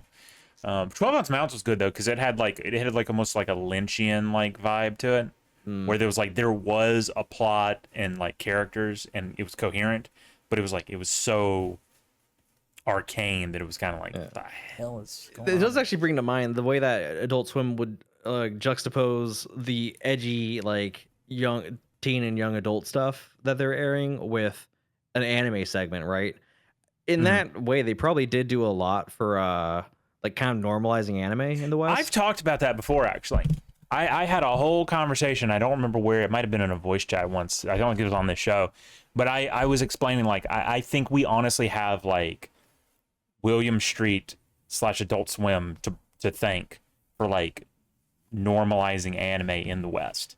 Well, because whoever was making the calls on what anime to air was making pretty good picks overall. Like, most of the ones they showed were pretty good. Right. Like, there's a lot of classics on there. And then... Well, like, the original afternoon slate of Toonami, right? And this would... I don't think it predated... It predates Toonami, if we're being real. Like, when I was in grade school, you had DBZ and Gundam Wing. Yeah, but what was it on? It was on Cartoon Network. That was the Toonami block, though. They didn't call it that yet. I thought they did. I do remember watching Toonami as a kid, though. It wasn't soon after that they started calling it that. No, dog. Toonami was 97. Yeah. Well, maybe I'm wrong. Maybe it might have been Toonami. Yeah, okay. I could have sworn it was because that was the whole. It was a weird thing, right? Because there's a period of time as a kid where a lot of stuff like Gundam was probably the edgiest thing that played on daytime Toonami, right? If I remember, did they show Gundam Wing on the morning? Yeah, it was airing. It was airing on Toonami because I knew Gundam Wing because that was edgy for like. It would air in the same segment around the time after school that I was excited to see DBZ. Right. You know, so here's kind of a list of some of the stuff. So yeah, the original block. It was Thundercats. It was DBZ. Voltron. Voltron. And then at the end of the segment, they do Sailor Moon. A lot of the time after DBZ, it would go to Sailor Moon, and I'd have to turn it off because I thought it was gay. Yeah, which is actually ironic because I actually just found this out the other day.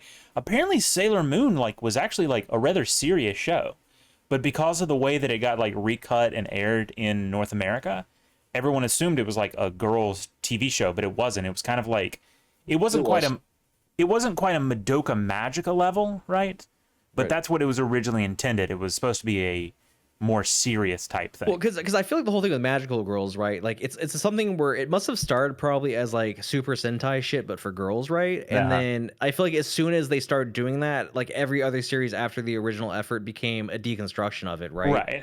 So I feel like Madoka is obviously the most notable example, but I feel like almost every Magical Girl thing since probably whatever the first one was. Yeah, here's what it is. Yeah. It. So here, soon afterwards, the first program of the Tom era began.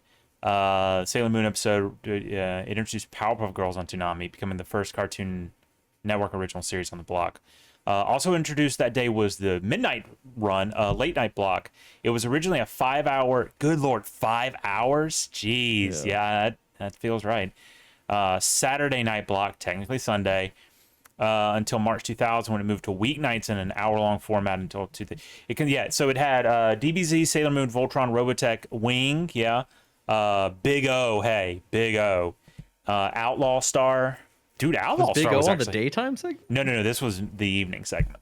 Okay. It moved to the evening segment pretty early, but then they I was also gonna had say, the because daytime I remember one. watching TBZ on after school, but then it eventually being the case that the good stuff, was in the Right, yeah, nighttime that's what they would segment, do. Like it would come on at like 4 or 5, like not too long after you got home from school, and it was DBZ, G Gundam. I think it was Dragon Ball as well. I think they literally did Dragon Ball and DBZ, and then G Gundam, and I feel like there was one or two others maybe I wasn't quite as interested in, but I can't remember.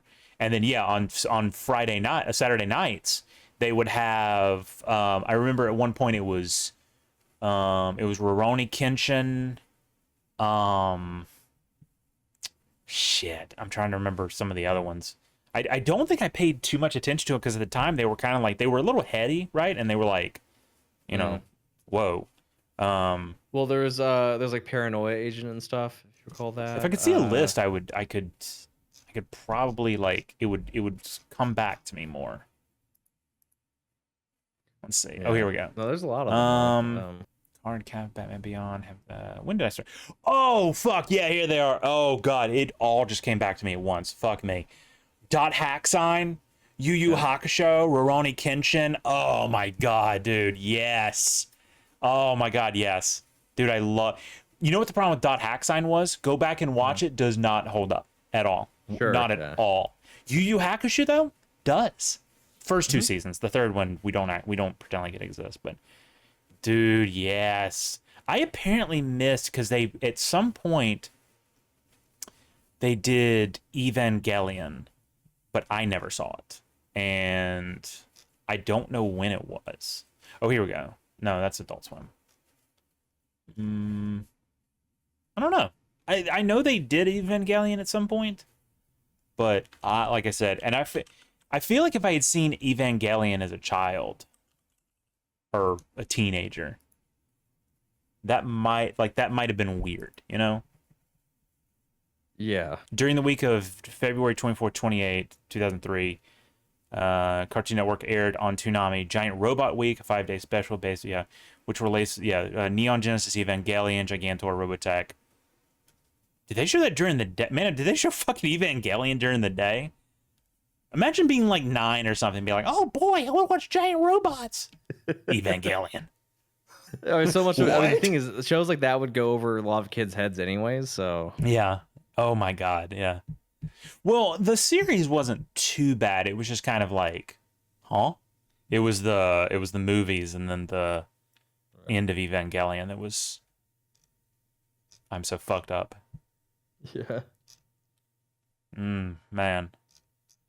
Yeah, no, yeah. I had a whole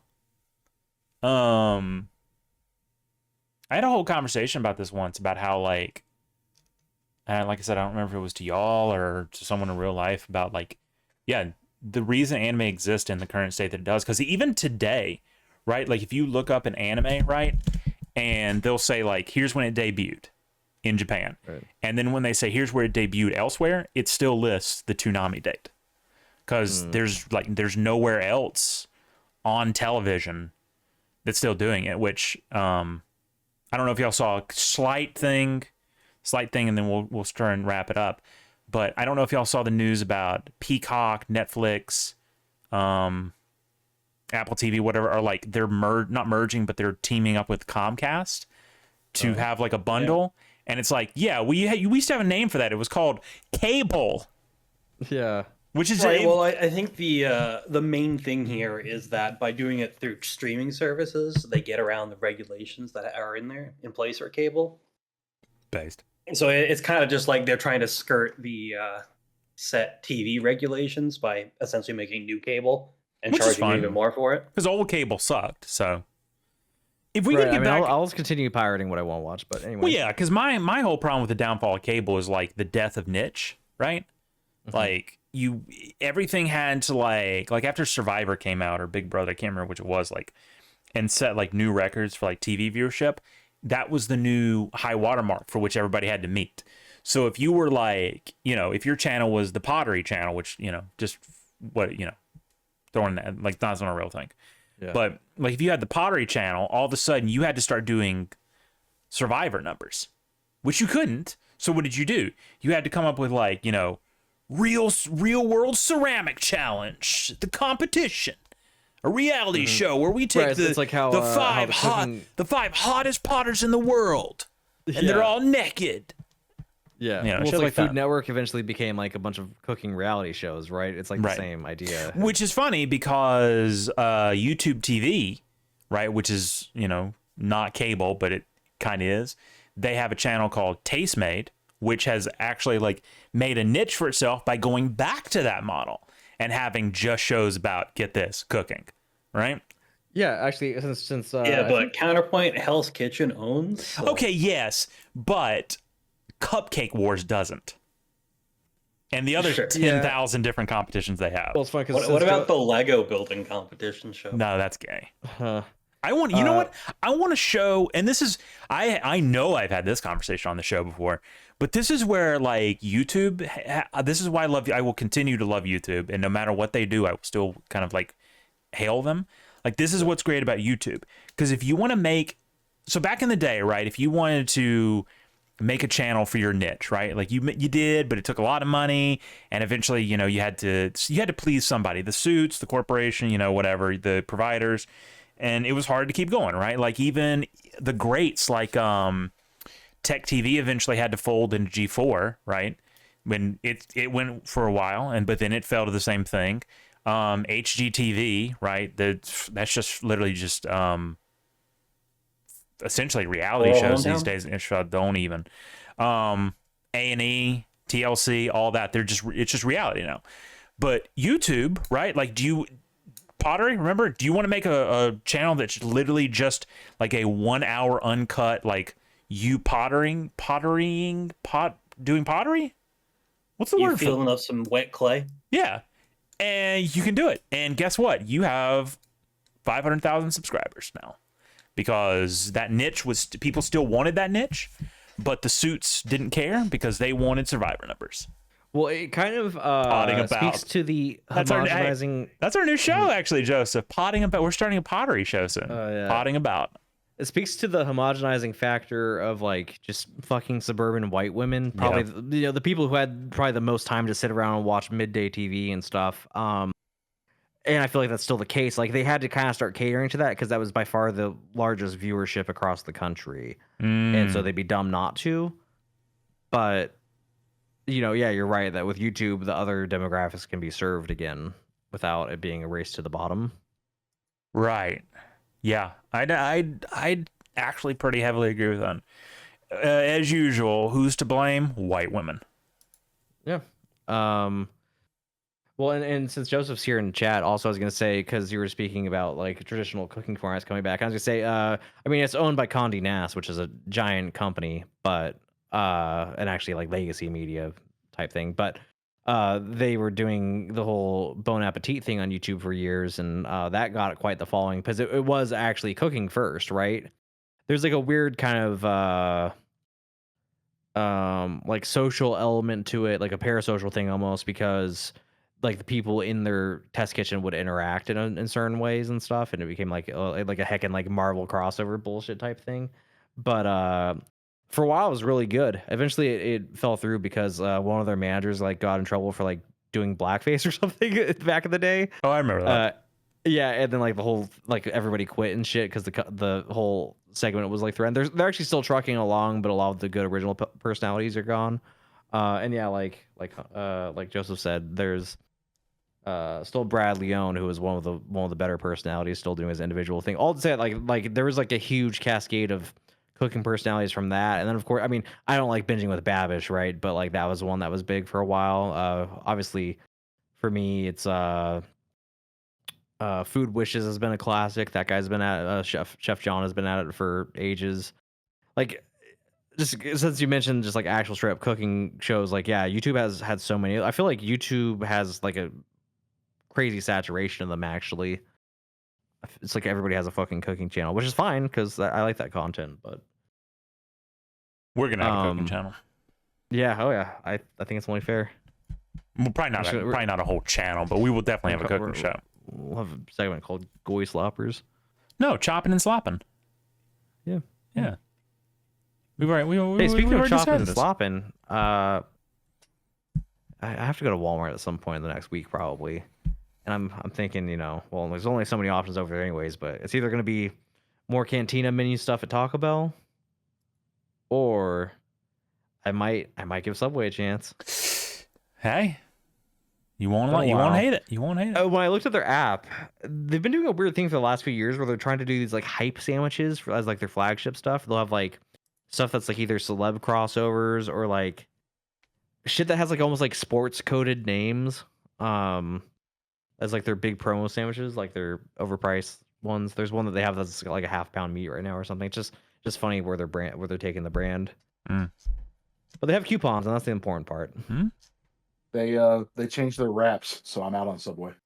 Really? My mom said she actually prefers the new wraps. So they're basically flatbreads. They are 100%. Or pitas or something like that. She likes it though, so I just like the old regular old tortilla wrap. I don't need the flatbread. Okay, that's fair. Well, interesting. Anyways, yeah. So, well, I got a question for y'all boys. What did we learn on the show tonight?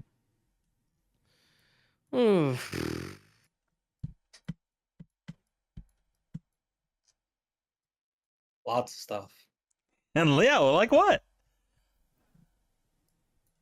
I learned that you guys think it's normal to just build amalgamation slop foods and call it good. Okay, we're not. No. Your taste in food is like a half step above a British person, so you need to pipe down. We are not doing this. My food takes are the peak. I am the apex eater, and all my takes should honestly be taken as gospel. Apex eater, okay. I mean, based attitude, but you're still wrong. Okay, well, Tim, what did you... Nah, shut up. Your takes are bad. Tim, what'd you learn?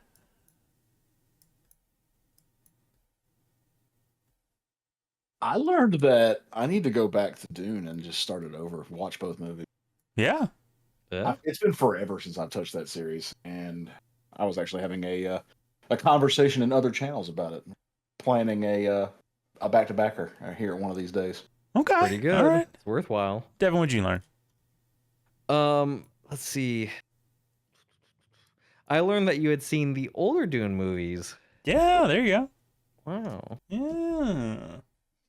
I learned a lot. I learned a lot about Nine Inch Nails. Because to be quite honest, never listened to them in my life, probably. I mean, I feel like if you were around in that era of MTV, you heard songs. I was gonna say it's definitely one of those. I've definitely heard them, but I've never like. Well, little related stories. I actually the first time I ever knew who they were is because that Closer music video was nominated as like one of the scariest music videos ever on MTV or something. They did like a Halloween countdown that I was watching.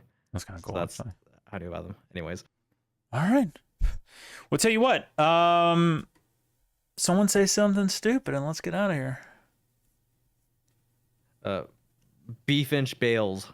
The chat took care of that for us. Casserole, more like copperole. Get out. Just shut the fuck up. Boo. Boo. Boo this man. Boo.